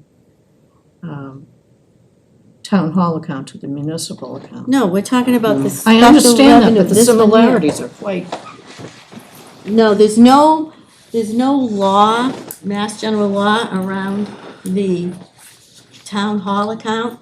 There is Mass General law around special revenue accounts. So town meeting voted this way back in 2015. In order to change it, we have to give town meeting the opportunity to change it, to become a municipal line item. The changing the intended purpose of what town meeting wanted to put money aside for a new town hall or municipal offices, that still needs to be discussed by us, and I'm gonna add it to another agenda and we'll have that conversation. But that's not gonna go on this warrant. We still have to have that discussion as a board. And Because this- I just find it that most people that are gonna be sitting at town meeting are gonna look at it just the way I well, then Brought we it have up. to be clear on the rationale, very. what it is. Jeff, did you have another question? No, I was just gonna kind of say, at least I think what Dana was talking about, and I kind of could understand, it was gonna stay on the capital side. When you were talking about the town hall, it was gonna say this is Correct. going right into Correct. free cash. So. Yeah, it's that's a little a different there different. too. Frank, did you have another question? No. Vanessa, did you get your question answered? Yeah. Okay. Richard, do you have any questions? I'm good. You're good? Dana? The current agreement expires in 2028, did I hear that? So, And this will not affect that agreement. We're gonna continue until we negotiate a new agreement, you don't know what the user fees will, Right, what so, the franchise so fees will be.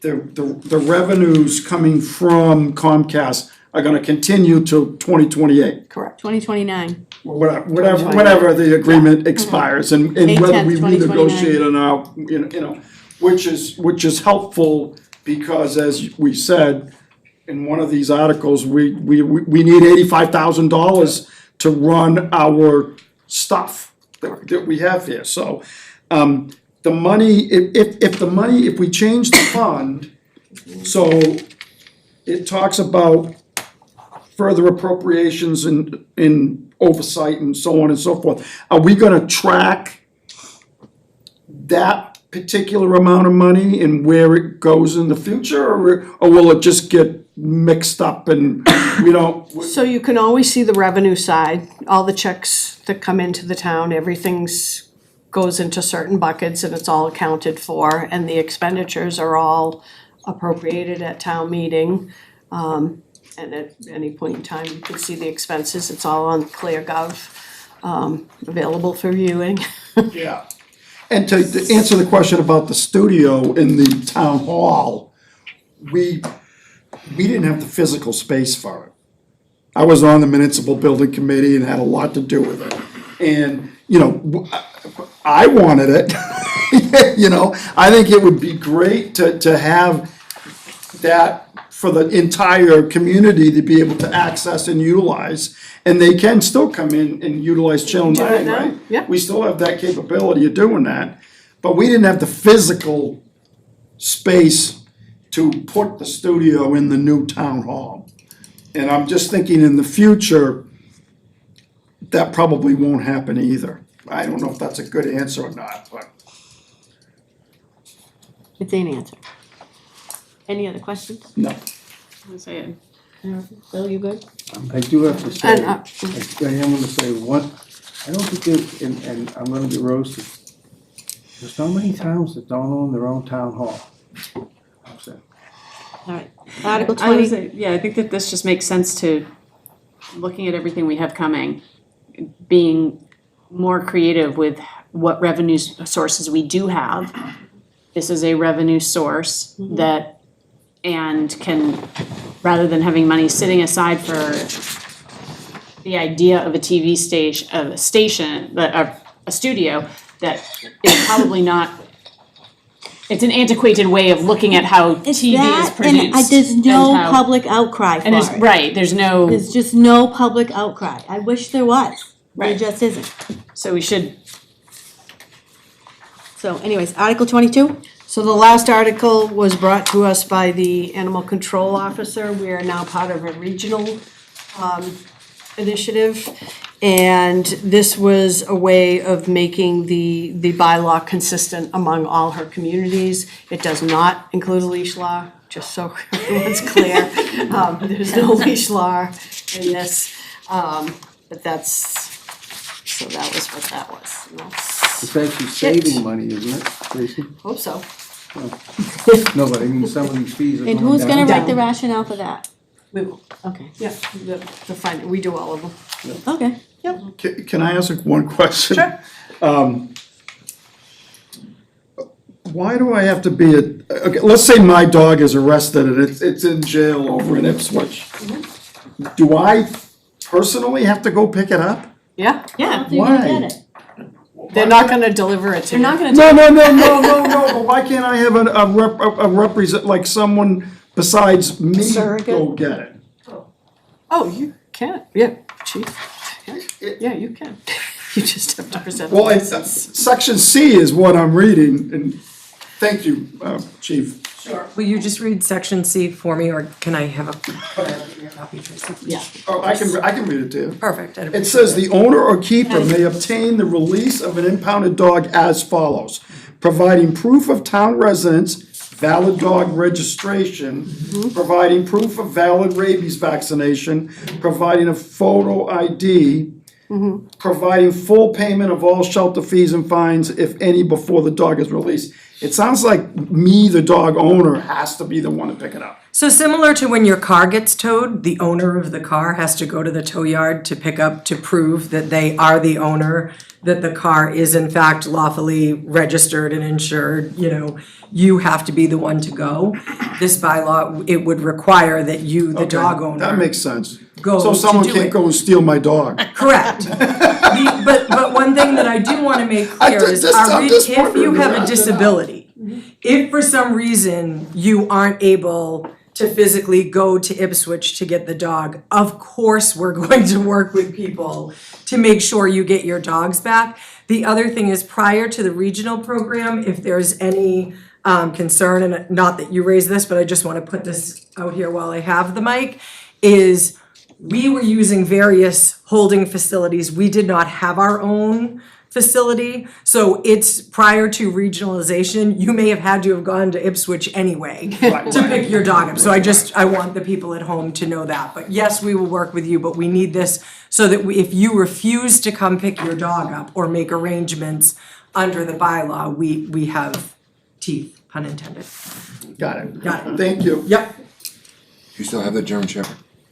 No, we've never had it. Oh, that one, yes. You do? Yeah, it's still in 7 days. I thought you meant, I'm like, I don't have a German. Yes, Really? yep. Yeti. Yeti is what we, yeah. Any questions Yeah. on the dog He's not thing? released yet, right? What's that? Any questions on the dog? Is there any financial impact on this in a substantive way? I don't This expect change, any. like, Okay, so FinCom probably doesn't need to weigh in on this article one way or another. Just needs to check that.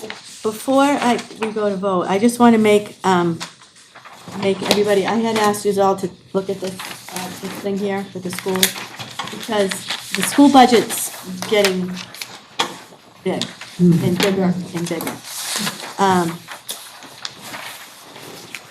If you look at this article, the red line, the red line in front of you, that's chapter 78. That's what we get from the state. It's been flat. Triton has gotten flat since fiscal year 2002. And if you look at the blue line, that's the operating budget. That's how much it costs to operate the school. That's up over $52 million this year. The green line is local assessments. So if you look in 2002, you can see the operating budget was, I don't know, about maybe $27 million, where local assessments were 15 million? About 16 16 to million. 17. Fast forward to fiscal year 25, which is this year, you're looking at the local assessments now over $40 million. Shifting, the cost has been shifted away from the Commonwealth onto the municipalities. And I think people need to understand that this is unsustainable. It is something that needs to be addressed at the state level.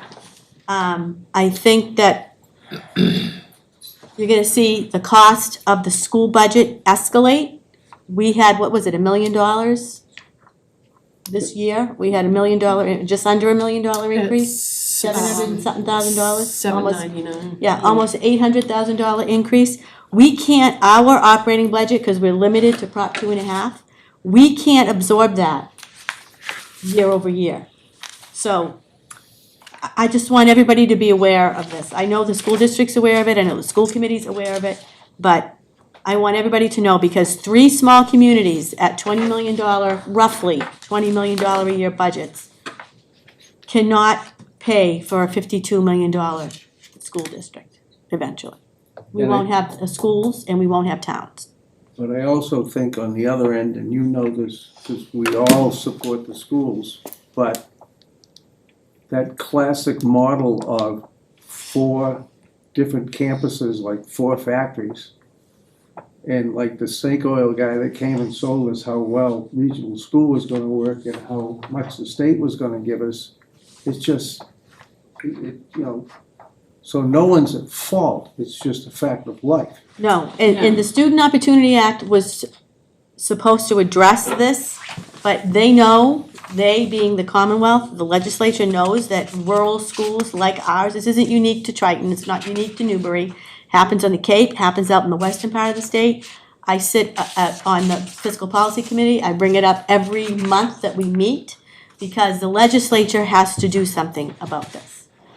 When they passed the Student Opportunity Act, Senator Lewis of Winchester put a slide in his presentation, that he called it specifically the Triton effect, because he used our school district as the model. So they know there's a problem.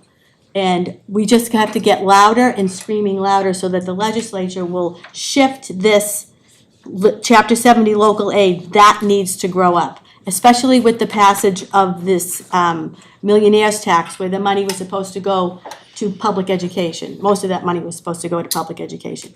I don't believe we've seen any of that. So that's, I'm off my soapbox now. Alicia, if I may? Yes. As someone who I have sat with, as a member of the FinCom and District Communications Committee for better part of 2 years, I sat with representatives from Newbury, Rowley, and Salisbury, and Brian Forget and Kyle, who has now moved on. But we sat and tried to come up with an alternative funding formula for the regional agreement. I sat with that with you. It is, no matter what we could do, we couldn't come up, because in order to change that regional agreement, it has to be voted on by all 3 towns. It has to pass all 3 towns to change the regional agreement. And when we tried to figure out how to reallocate from the state formula to our own different funding formula, we couldn't find one that would come up and be palatable to all three communities. We knew that we were never gonna get it because it's always shifting, because it's a two-step. It's the state tells us what our minimum local contribution is. Everything above that is split based on the proportion of students. And it was hours, and I have so many spreadsheets and so many charts and ways and running like 5-year rolling average, 10-year rolling average, 3-year rolling average. How can we make it so that we don't see this type of increase like we saw this year? Our education portion of our budget is up 7% this year. That is a lot, and I know that it took a lot of cuts on the education at the Triton budget to get to that. So that we are only seeing a 7% increase. It could have been much higher, and it's a really hard thing when you're talking about that. So it's, believe me, not for lack of the three towns working together to try to solve it, the lack of increasing state funds is really one of the big drivers, is that we just don't get any more money from the The state. biggest driver. It's But you also, the cost of education. the cost of education, Going up. everything, because everything We were that's limited to Prop 2.5. right. So it's, We can't, But I We mean, have- for the school to run their, for the teachers to be, for the schools to operate, their budget's going up. It's going up, that's the way it is. yeah, for level services, it's significantly more expensive, so it's. So I just need to I wanted everybody to be aware of that, because that's looming. And in the words of Senator Tar, this is a train coming right at us down a track, and it's not only us, so. Okay, on that note, I guess I'm gonna entertain a motion to vote the warrant as we went over it tonight. Is there a motion? For better, not motion to vote the warrant as read. Is there a second? Second. Great, any further discussion? All in favor? Any Are we opposed? doing the individual articles or just the entire warrant? as a We went whole? through all the articles, it's the whole warrant. Okay. All in favor? Parts that I don't like either, but, it's passing it on for the town to. Yeah, the you know, town vote. will speak. You know. Any opposed? No.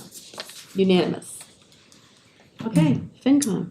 We will, yes, we, at one of our later meetings, we will undertake, when we have our full body, or at least more than 4 of us, we will go through again each of these, and as we typically do, we will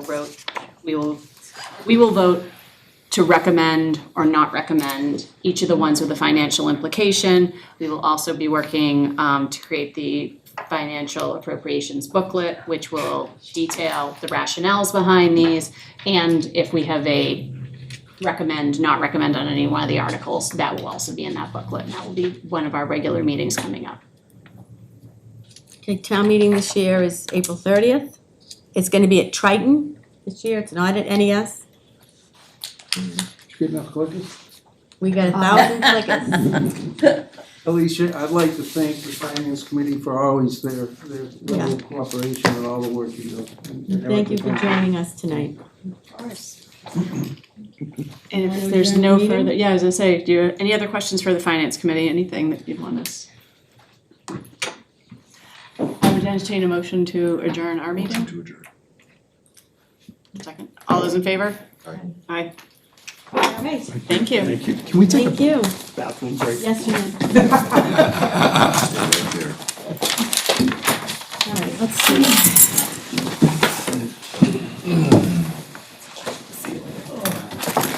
All right, so Greg, why are you still here? Transfer of the business license for, Oh, the business license. Yeah. Okay. So that stuff we did didn't get you out of here. But thanks for trying. You did the liquor license. I just did the liquor licenses, I didn't do the other ones, I'm sorry. Thank you. Night, thanks Frank, you. thanks Bye, Vanessa, guys, thank you. bye Richard, thank you. Thank you. Okay, when he comes back, we'll take.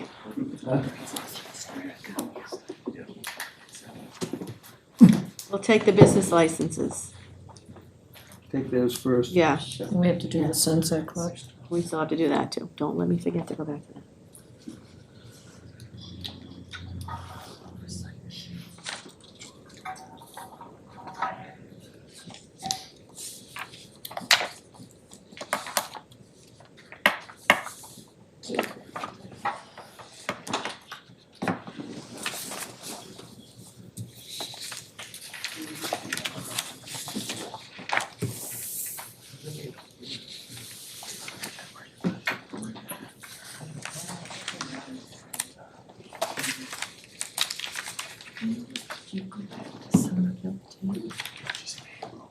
Oh, yeah, but I wasn't once or twice a week. Just until sunset opens.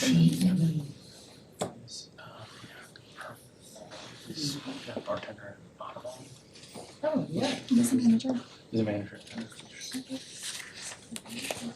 Yeah. There's affiliated, but I wanted to push it in our. Who is it? Oh my god, I forget his last name, so I'm gonna have. There's two of our. Okay. So I will entertain a motion. I'm gonna jump around the agenda here, try to get people. So the Riptide Cafe and Bar at 23 Plum Island Boulevard, Common Victular. I'll entertain a motion to approve that. Motion to approve. Is there a second? Second. Okay, any discussion? You guys are here, you wanna talk about your business? Yeah. Come on up. You said yes. So we're taking over the Plum Island Beachcomber. We are That is- changing the name. Yeah, so say what the name of it is and everything, the address, cause you're on TV. Oh. It's gonna be Riptide Cafe and Bar, 23 Plum Island Boulevard, Formerly known as, formerly known as Plum Island Beachcomber. okay, And operations will basically be the same, you know, we'll keep a lot of the same activities and Congratulations. thank you. Awesome. We're very excited to get in good there. luck. Thank you so Thank you, much. thank you. You're welcome. All right, any discussion? All in favor? Aye. Okay. Done. Thank you so much. Thanks for waiting. Who else is here waiting for something? Sunset Club. Okay, let's do that next. And Alicia, Business license. Greg, thanks to the past owners too, for keeping it going. Yeah. Appreciate it. Thank you very much. Thanks, guys. Time to pass the torch. See you, Riptide. Yes, absolutely. We did these two. We did this one, we're gonna do this one. I'll just sit back, you guys do you, and then I'll answer any questions they have. Michael Moore, David Williamson. It was just the liquor. Yeah, I think we did that. You signed. Grants in hand. Okay, so this is Emily Contrada, the Sunset Club, request of extension of entertainment license for one day, June 29th, 2024. I'll entertain a motion. Oh, motion, yep. So moved. Is there a So second? moved. Second. I have a Sorry, motion guys. and a second. Honestly. So, tell us, why are you here? Well, hey everyone, I'm Christian Peng, my fiance Emily. That's Jennifer from the Sunset Club, and that's my mom Jane. Grew up on Plum Island. My mom is still there. Emily and I got engaged at the end of 2022, and After 7 years. I had to add that in. I don't think this is a family court. I think you gotta get used to that. I know. Anyway. But 2022, we wanted to stay local, and so we're getting married at the Sunset Club on Plum Island. We selected the Sunset Club in April 23. We understand that subsequent to us signing up to the Sunset Club, there was a change in terms of some of the regulations around live music at the Sunset Club that reduced the time frame for which live music is permitted. We are in front of you guys, the committee, to see if we could make a one-time exception and get grandfathered in, given that we had selected the Sunset Club before this change. We will be having a live band. We've gone through and talked to the band and make sure that they're doing everything to minimize some of the noise. They're not having a ton of speakers. They've minimized the speakers and the types of speakers, and recognize certainly the noise challenges for neighbors. But again, hoping for a one-time exception, this being also around the 4th of July, sort of hoping that, with all the other activity that will be going on at the island, this hopefully won't be such a big ordeal. But again, coming in front of you to ask for some lenience and see if we could extend the approved time for which we could have our band outside at the Sunset Club till 9 p.m. 9 p.m. I thought it was 10 on the request. Oh, well, 10 p.m. then, strike the 9. The exception is Oh, boy. So you are having a wedding on the 29th. That's right. June 29th. And currently, the way that our bylaws read is they're allowed to have live music until 7 p.m. And you're asking for dispensation, so to speak, to play live music until 10 p.m.? 10 p.m. Okay. Am I correct about that? It does say 10 PM, doesn't it? That's what I'm looking Yeah, at. I probably misspoke. So, do you have the club here? So, why don't you come up? Why don't you come up? Do you know what you contracted them for? So it's their wedding reception. I believe they're getting married on the beach, actually, out on right. Plum Island, and then the reception will be at Sunset Club. Last year, we did this same meeting for another couple. I believe you guys gave them an extension until 9 o'clock. Correct. I believe we could do live music inside with the doors closed and, but that's not really why people book their receptions at Sunset Club. They have the entire space. It's a private event, will be closed to the public. Last year, we kind of learned, with the live music, it works better if we have them placed up against the wall, everything facing out towards the marsh. It definitely helps create sound. I believe there was a big upset last year with our Memorial Day party. There was a reggae band. It was in the afternoon. They were very loud. I will admit I was there. It was very loud. So that kind of created a little discourse with some neighbors. But I think that Sunset Club has taken steps to alleviate that. We certainly didn't really have any problems after that. I didn't hear of any problems after we did the wedding last August outdoors. At one point, I believe because it was 9 o'clock, their band ended and a DJ came inside. They went across the street to the Pit Hall. What's that? Their after party was at the Pit Hall at 10 o'clock. Yes, they all went to Pit Hall. And they had a DJ there as well. And that was louder than, I would say almost, or as loud as the band was at, we have a heavy duty tent on top of them. We face them out. I mean, at Pit Hall, it's kind of like the Wild West of Plum Island. I think in general too, with the Plum Island Grill being closed this year, there's just gonna be less music in general on Plum Island, which I don't really think anybody wants. I receive all emails for Sunset Club. People ask about live music on a daily basis. In order to, please everybody, we really don't do a lot of live music. We do live music to raise money for different 501c3s. We do live music, but really it's just once a year we're asking for a couple to be able to have their vision of their wedding with the live music outside, dancing under the lights, under the stars. If in the course of rain, and we have to move it inside, we can accommodate that, but we don't have a ton of indoor space. We'd rather use that space for aunts and uncles that wanna be inside, for guests who wanna sit down. So that's why we're, it's once a year. We do have more weddings lined up.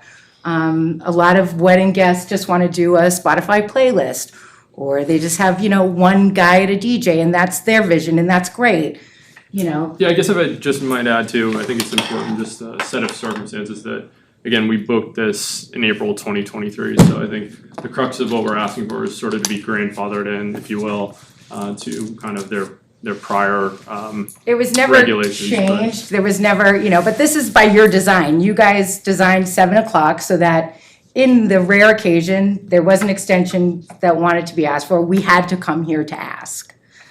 So by design, the plan is working, and we're here asking. It's one Saturday night in June.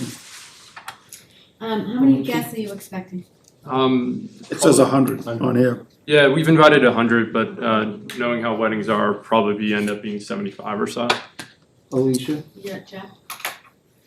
if we've done 9 o'clock before, then it's not gonna be an issue to do 9 o'clock. Right. So the change that you're asking us is till 10. Look, And my next question to you is, does that hour make a difference? And if it does, then we'll head down that road. I mean, I guess as maybe I'm not the most astute negotiator, but I'd certainly love to hear the committee opine on the 10 o'clock option. What time does your event start?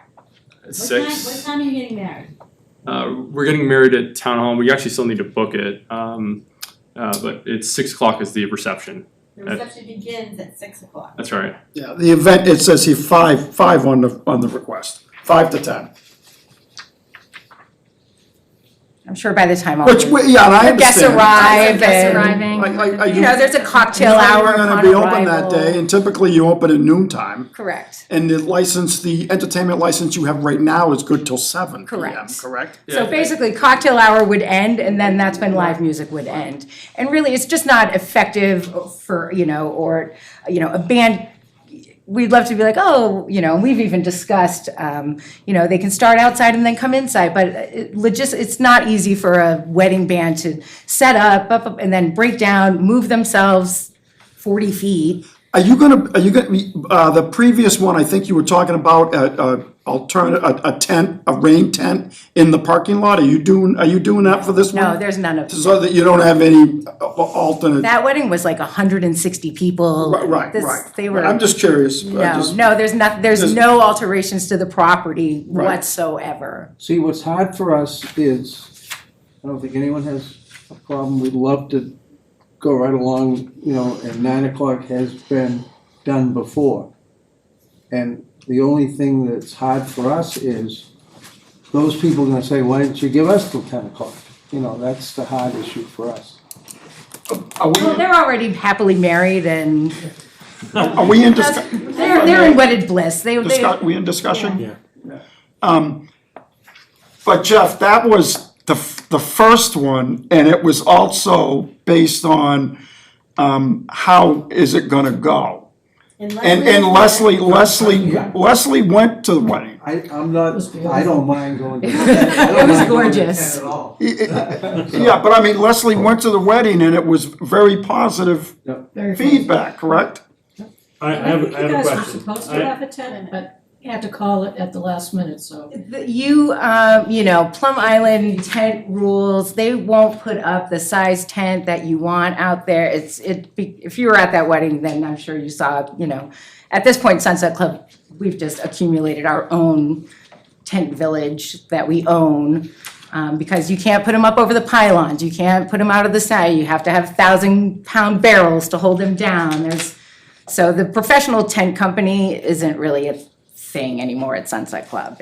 We kind of designed our own way to do it. You made the point about the description of amplification used. And you say the band does not use amps, stage monitors, and can control the sound using a mixing board. Yeah. How is that different from the wedding that happened before last year? I'm not sure Same? what the I'm wedding not, is yeah, I think it for. is the same. They also had a professional wedding band with their Wasn't there a own discussion about whether they soundboard. used your amplifiers or theirs? We don't have amplifiers. We have a tablet with Spotify on it and 4 speakers outside. We, So as far as Sunset we Club know, does not own there's- any of that There's really equipment. no difference in amplification, nothing. No, Okay. no. No, that's fine. And they have a sound man who can, Yeah, you that's know, fine. control that. And also after last summer, you know, I mean, I have a drawer full of decibel readers in my office at Sunset Club. Yeah. How many pieces are you having with you? Yeah, there are 5. It's a 5-piece band? I believe the last one was bigger than that. And it's I not think like it might a have been big 6 jazz or band with 7. like saxophones or anything, it's just a standard wedding Great. band. All right, well, Leslie, when you were there last time, you said that you drove to 14th and 16th Streets and sat and listened for about 15 minutes. Lovely. Then you drove over to 22 Old Point when you received a letter from Mr. James. It was quiet there too. Yes. And you spoke to him on the Sunday and he told you there's only a faint sound of music. It was not offensive. Correct. And the music shut down at 9 p.m. Based on Leslie's report here, I don't have an issue allowing the band to go until 10 o'clock. They couldn't hear a sound anyway where she was. So I'll entertain a motion to allow this band to go until 10 o'clock. I'll make the motion. To allow the band to go to 10 o'clock. Second. Any further discussion? Dana? No, I'll make a motion to approve the application for the extension of the entertainment. Yeah, that's what he just made. We can do that. Second. Till 10. As written. Okay. Any further discussion? Any comments? Jeff? Leslie? Okay, if I stop then? You're more than welcome to stop in. You're welcome. Yes. I'm so glad you were there. It was such a beautiful event. It was beautiful. Bill? I'm fine. Dana? I'm good. All right. All in favor? Aye. Aye. Great, thank you so Thank much, you. really appreciate it, thank you. Thank you. We hope to see you all at Sunset Club when we Yeah. reopen. Thanks for your patience. No, thank you. Congratulations Yeah, again. appreciate it, thanks again. Thank you. Thank you. Okay, so next on our agenda, we have, anybody else here? Did we accept the police department? Yeah. That we did, okay. We need to approve one-day liquor licenses for Ipswich Ale Brewery for Essex County Baseball. I'm just gonna read the dates off, and if anybody has a comment, put a hold on it. June 2nd, this is all in 2024, June 2nd, June 9th, June 16th, June 22nd, June 30th, July 14th, July 21st, July 28th, August 4th, August 10th, August 18th, September 8th, September 15th, September 22nd, September 29th, and October 6th. Do I have a motion? Motion to approve. Second. Okay, any discussion? All in favor? Aye. Unanimous? I'll entertain a motion to approve Michael Morris's business license, 2024 business license, doing business as Schneller BMW, performance at 26 Middle Road, Unit 1, general business automotive. This is subject to the restrictions and conditions of the special permit issued on 2/26/1986 and the variance issued on November 17th, 1994 by the Newbury Zoning Board for the property at 24 Middle Road. I'll make a motion to approve the license as written. Second. Okay, any discussion? All in favor? Aye. Entertain a motion to approve David Williamson, DBA Plum Island Enterprises at 3 Northern Boulevard, as a parking lot. Motion to approve. Second. All in favor? Aye. Aye. Molly Janicki, DBA CO Molly Janicki at 191 High Road, general business, horticultural service. Motion to approve. Second. All in favor? Aye. Appointment of Drew Davidson at 57 Southern Boulevard as an election worker. His term is to go from March 2nd, 2020, March 12th, 2024 till December 31st, 2024. Motion to appoint. There's, all in favor? Aye. I also like to entertain a motion to approve Emmanuel Terrero, a full-time police officer for the police department. Motion to approve. Second. Any discussion? I just wanna say, I appreciate the letter and and, you know, what you have done. I don't know, I read a couple of things in your letter that just sold me on it, and it was well-written, well put together. I appreciate that. I just want to make sure you know Yeah. that they're lawful to be a police officer and that we did our due diligence, so. I already feel safer. Okay, all in favor? Aye. Thank you, I appreciate that. Thank you, Patty. Okay, nothing under old business, town administrators report. Very briefly, we were notified by Mass DOT that the Plum Island drawbridge is currently unavailable to open for marine vessels. Wow. And will remain so through August 5th. Wow. Allowing for them to make structural repairs. Also, they felt that since there has been no request to open the bridge from January 2023 to the present, they don't expect that it will be a significant impact. They also said the Plum Island River is unnavigable right now due to shoaling. It is at low tide for sure. Yeah. And just, I mentioned it earlier, but fire and library collective bargaining agreement discussions are still ongoing. That's it. Okay. Thank you. Correspondence. Bless you. We have the Triton budget came through. I believe they're voting their final budget tomorrow night. We have some new library hours. Alicia, if I may, I brought is that the one, I brought this with me. It's dated February 28, 2024, so is this correct in being the final number? They No, haven't it's voted yet. not. There's updated numbers, I can get. There's another updated one. Yep. This is not current. Correct. That was my only question. Can I get a copy of that afterwards or whatever? And It's then- all on their website too. Oh, okay, yeah, I can get it there. And then Thanks. tomorrow night, they're gonna vote their budget. Correct. It still hasn't been voted. Right. So it may change again until tomorrow night, who knows? The library hours are changing. Okay.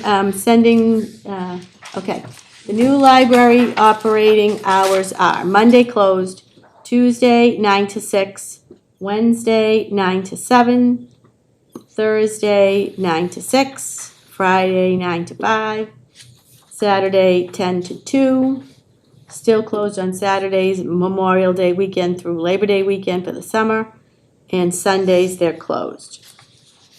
Their current hours, if anybody wants to know what the difference is, currently they were closed on Monday. On Tuesdays, they were open from 9 to 5, they're now opening from 9 to 6.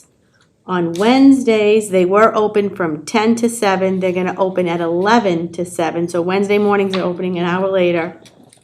On Thursdays, they're gonna be open from 9 to 5. On Thursday, they used to be open 9 to 6, they'll be closing at 5. Fridays, they're gonna be open from 9 to 5. And Saturdays, 10 to 2, that's still the same. So the library, this will now be open a total of 39 hours a week, except in the summer, when it'll be 35. Any meeting updates?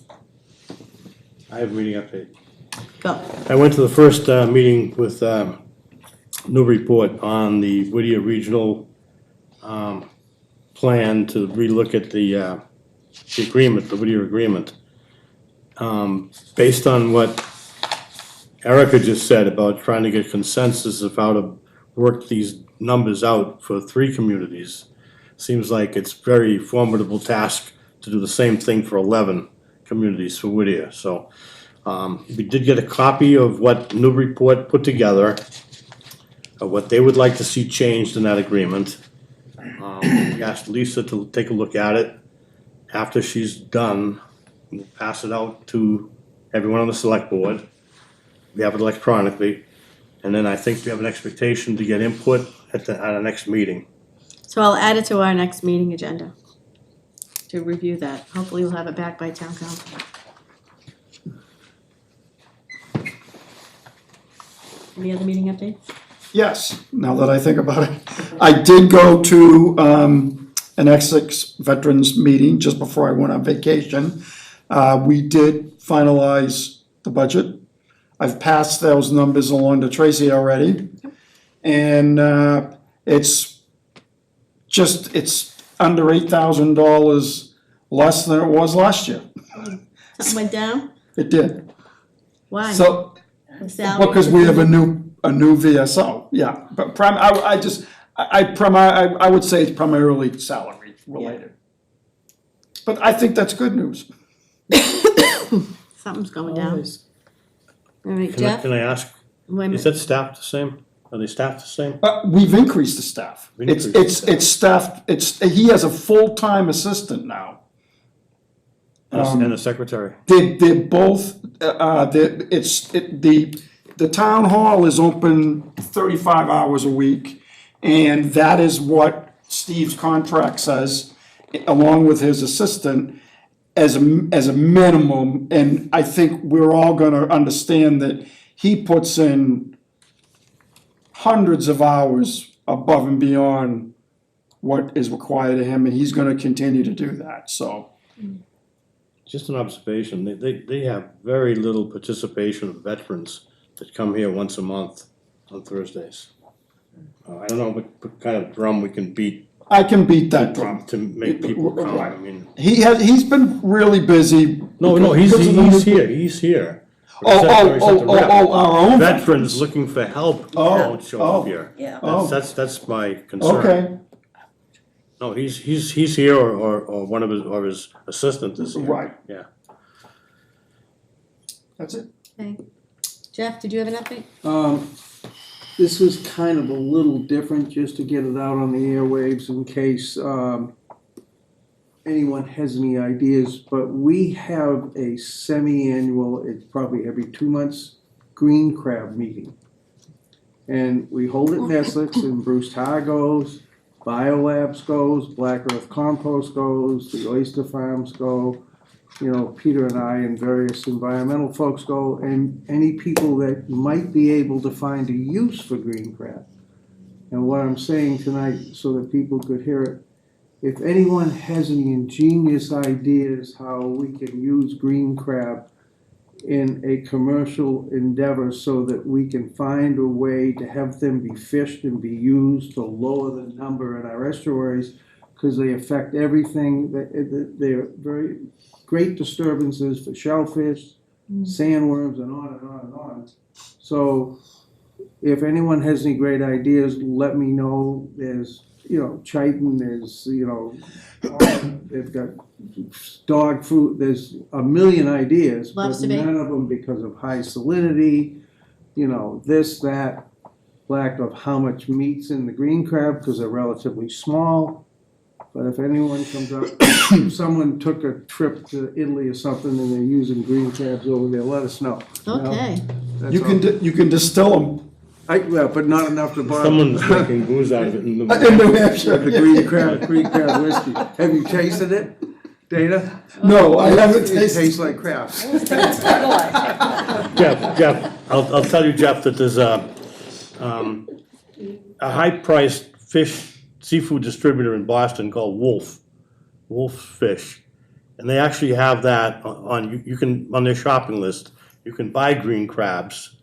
They have recipes to use, you know, how much volume they do is, I'm not sure. I've never bought them, but if you wanna give me a ticket, I'll go to Italy and research it. Where the problem comes very quickly, and I do wanna say Bruce Tyler attends, which, you know, he's the one that set aside some of the monies that we have coming through the town to fish them and take them to the compost piles. If we could find when these guys molt it, they molt in places and they're so infrequent and no one understands the molting cycle like they do in blue crabs and other things, you could eat them in soft-shell crab. Oh, wow. But we can't pin down when, why, and how green, because they're a smaller crab and they probably don't molt as much in the whole 5 yards. But that's one of the main problems. Can you get me a half dozen? I'll see if my chickens will eat them. Well, we're gonna go clamming this year anyway, so we'll get some green crab. All right. All right, I have, my first meeting at Triton is scheduled for Friday morning at 11 o'clock. It's a Zoom meeting, the facilities. After we meet, I'll bring it back to the board. Yeah. Is there any meeting updates, Lily? I do not. Not this week. Okay, Alicia, yes? I don't know if it's, yeah, we talked about, you know, certain things earlier, so it would have been on the agenda, but after listening to what we listened to and talking what we talked about this year, trying to solve some of our budget needs should not be tailored to the end of next year, like around budget season. No. We should start in the spring. Yep, I agree. I think I've already had a conversation with Paul Mayette on school committee regarding this. I think that in, I mean, people have over the said summer, to we have to us start that they thinking about wanna, this. they wanna have an override, but the way things are going, there are some people that don't. But the whole thing is, it looks like there certainly could be, especially with the capital things that could be on the table, and Well, this town needs to plan. This is the first time, I've been on the board 9 years, this is the first time we've ever had anybody write letters, email us, and ask us to support an override. The problem is, I don't think they think that the overrides could be as significant as they could be. Well, They're thinking of a, you know, $300,000 override. yeah, no, we can't absorb an $800,000 increase to the school budget every year. It's just not Yeah, sustainable. which is, you know, factors out to be a $3 million increase. Yep. Well, I think that they had 100 people that signed the petition in the correspondence we got, but 81 of them live in Newbury. That's a lot of people. And, I mean, if you could tap into that audience of 81 people, get them to have an understanding of what the situation is, And the budget cycle and how it all works. you might, Well, we certainly need those people if there is an override to help us pass it in Right. time, you know, so. Well, now that we're talking about this, I just wanted to, The budget was on, we discussed, it's on our agenda, we can talk. yeah, I looking at the February 28th version, that was only about $80,000 less than scenario one. I kind of feel like that Newbury and Rowley have kind of gotten kind of a bad rap about not wanting to support education. And that kind of, that hit home, you know what I mean? And, you know, when we had the select board meeting and we discussed our town budget and how much we thought we could afford and what we voiced our opinions about,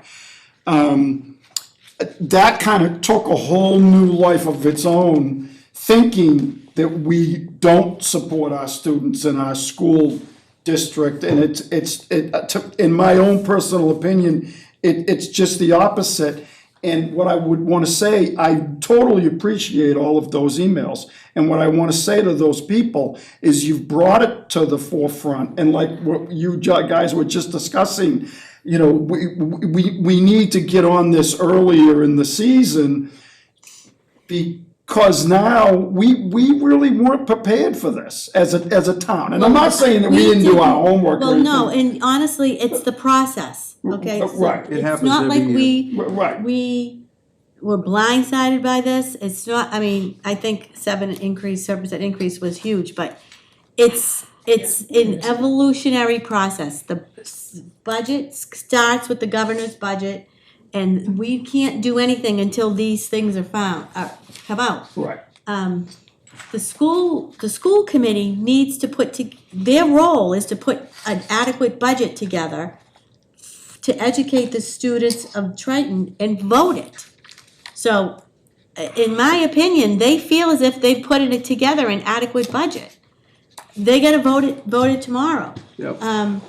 If it's not adequate, and if next year, if there is gonna be some cuts, I understand that there might be some, Brian's calling it a resizing, but it might not provide opportunities for everybody, then they bring it back next year, well, giddy up, we gotta be ready for that.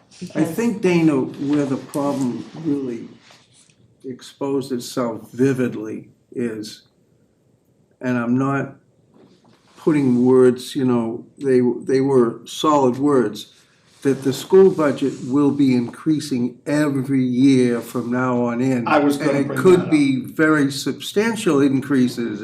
Well, if history You, repeats Jeff, you asked the itself, question, I heard you, And and it was answered, yeah, it's gonna be $1 million to $2 million a year, every single year. And like what Alicia said earlier, that is unsustainable. It's really hard to sustain. And I highly recommend that people contact their legislators and try and push this bandwagon forward well, too. I think we you know? need to, that's one of the first things we should do, honestly, is pull together a group of parents, and school committee members, and our legislators. I think we need to sit in a room with Kristen Kasner and Bruce and explain to them, look, because they have seen this before, they know.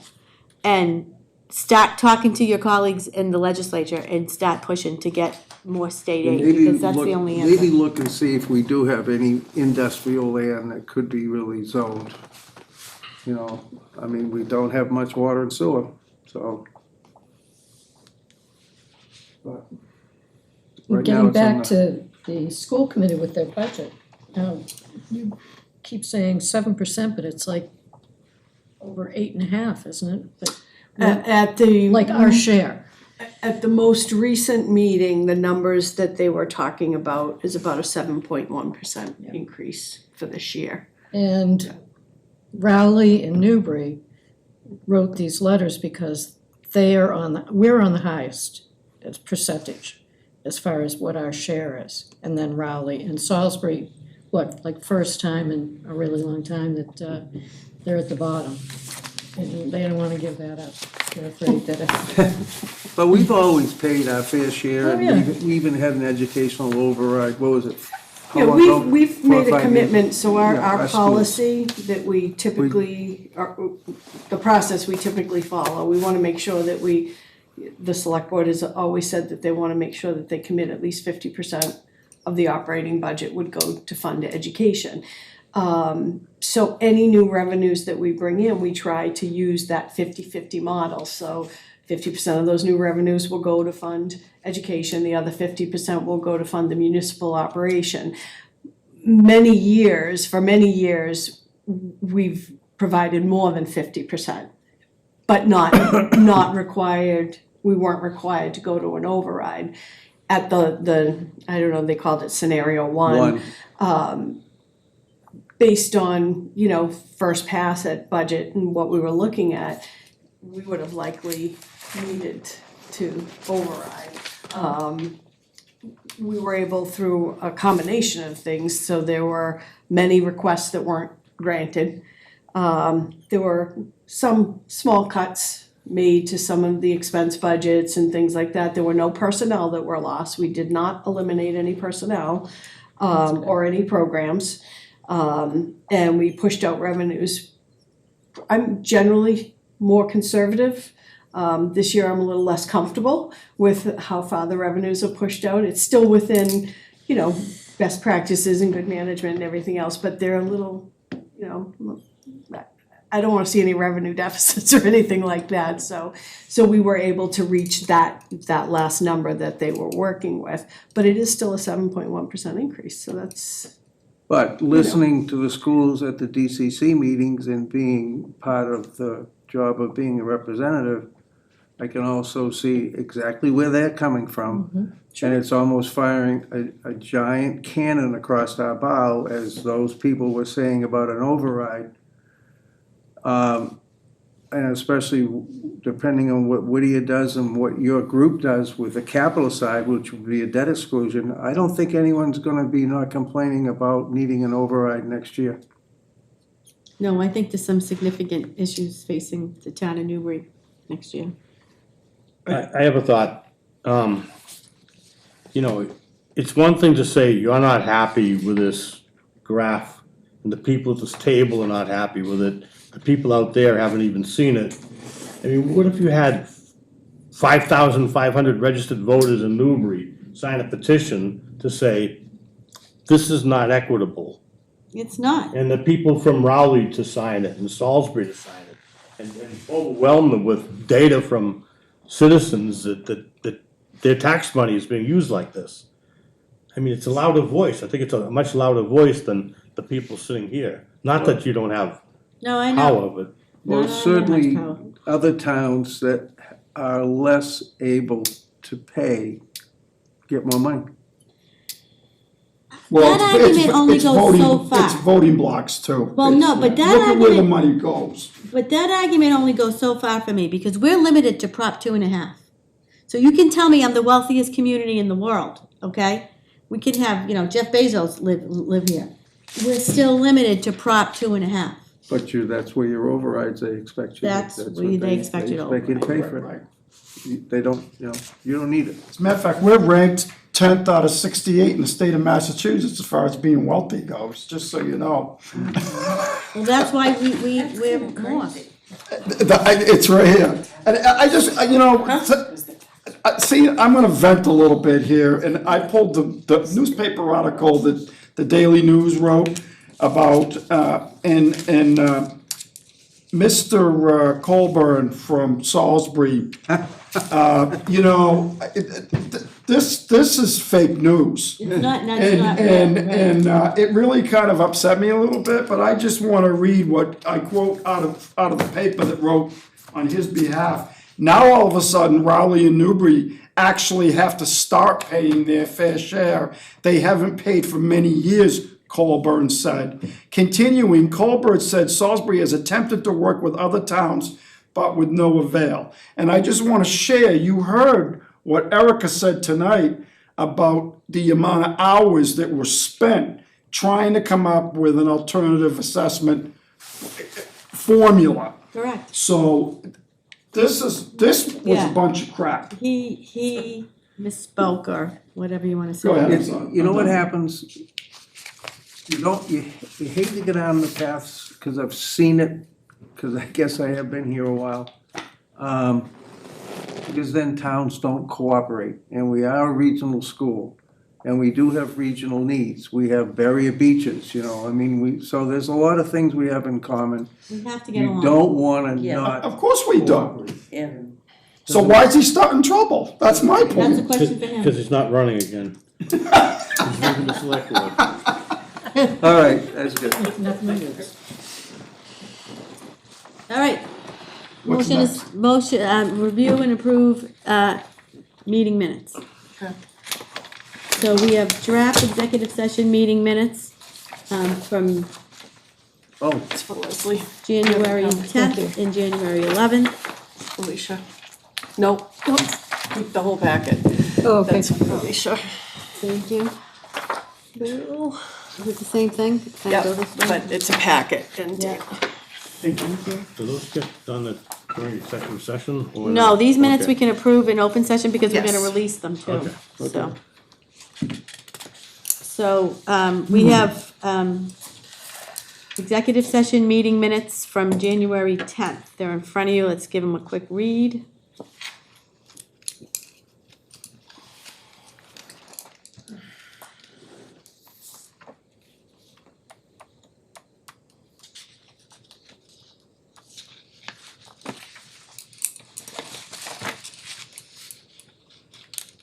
who's I?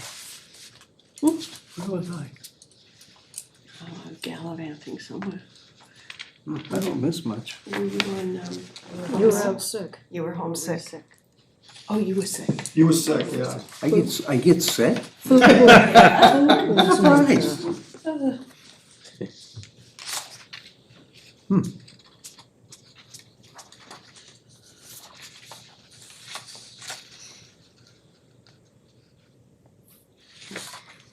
Everybody done with the first, for January 10th minutes? Yep.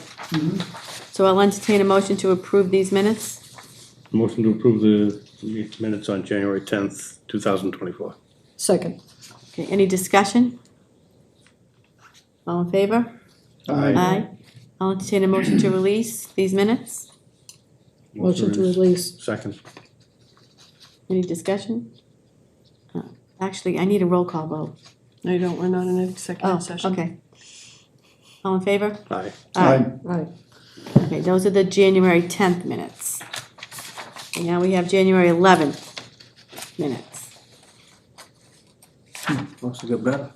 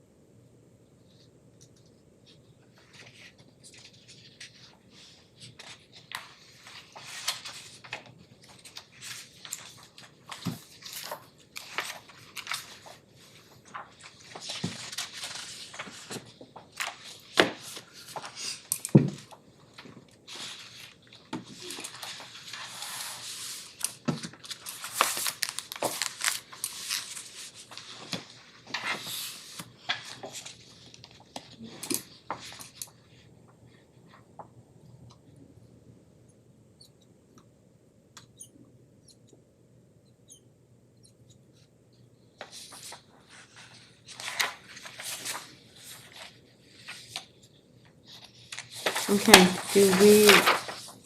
I'll entertain a motion to approve the draft minutes of the January 11th executive session. Motion to approve the draft minutes of the executive session dated January 11th, 2024. Second. Okay, any discussion? All in favor? Aye.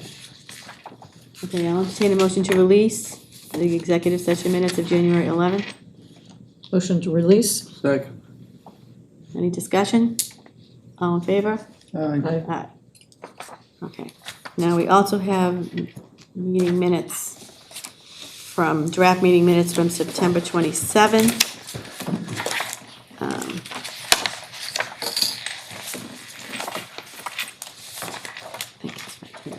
And Tracy, you don't need these back because they've been released, correct? We can just hang We on. voted to release them. Yeah. These are minutes from, these are included in your packet. I'll entertain a motion to approve. I'd make a motion to approve the minutes dated February 27th, 2024, with the correction of something on page 2. All right, so let you entertain a motion. Is there a second? Second. Okay, we have a motion and a second. Leslie seconded it. Okay, discussion. Where do you see it in edit? On the first line that says discussion, on page 2, Yeah, it's tot lot, not top. Yeah. Tot lot. yeah.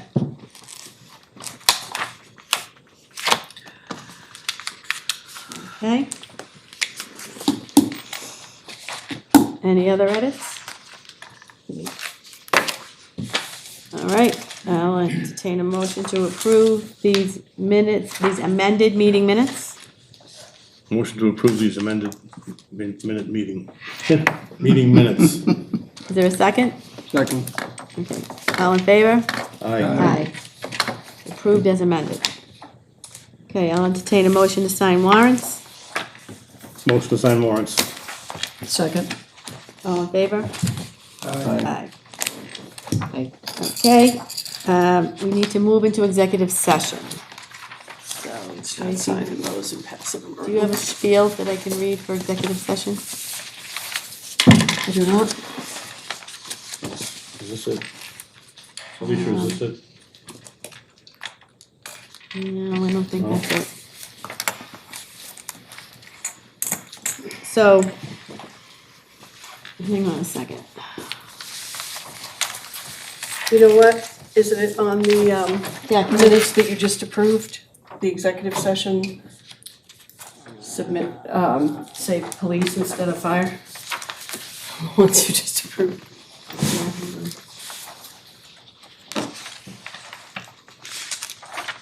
Have the language Yeah, on it? I have the language right here.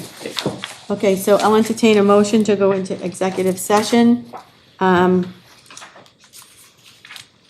Pursuant to open meeting law, chapter 38, section 21A3, to discuss strategy with respect to collective bargaining.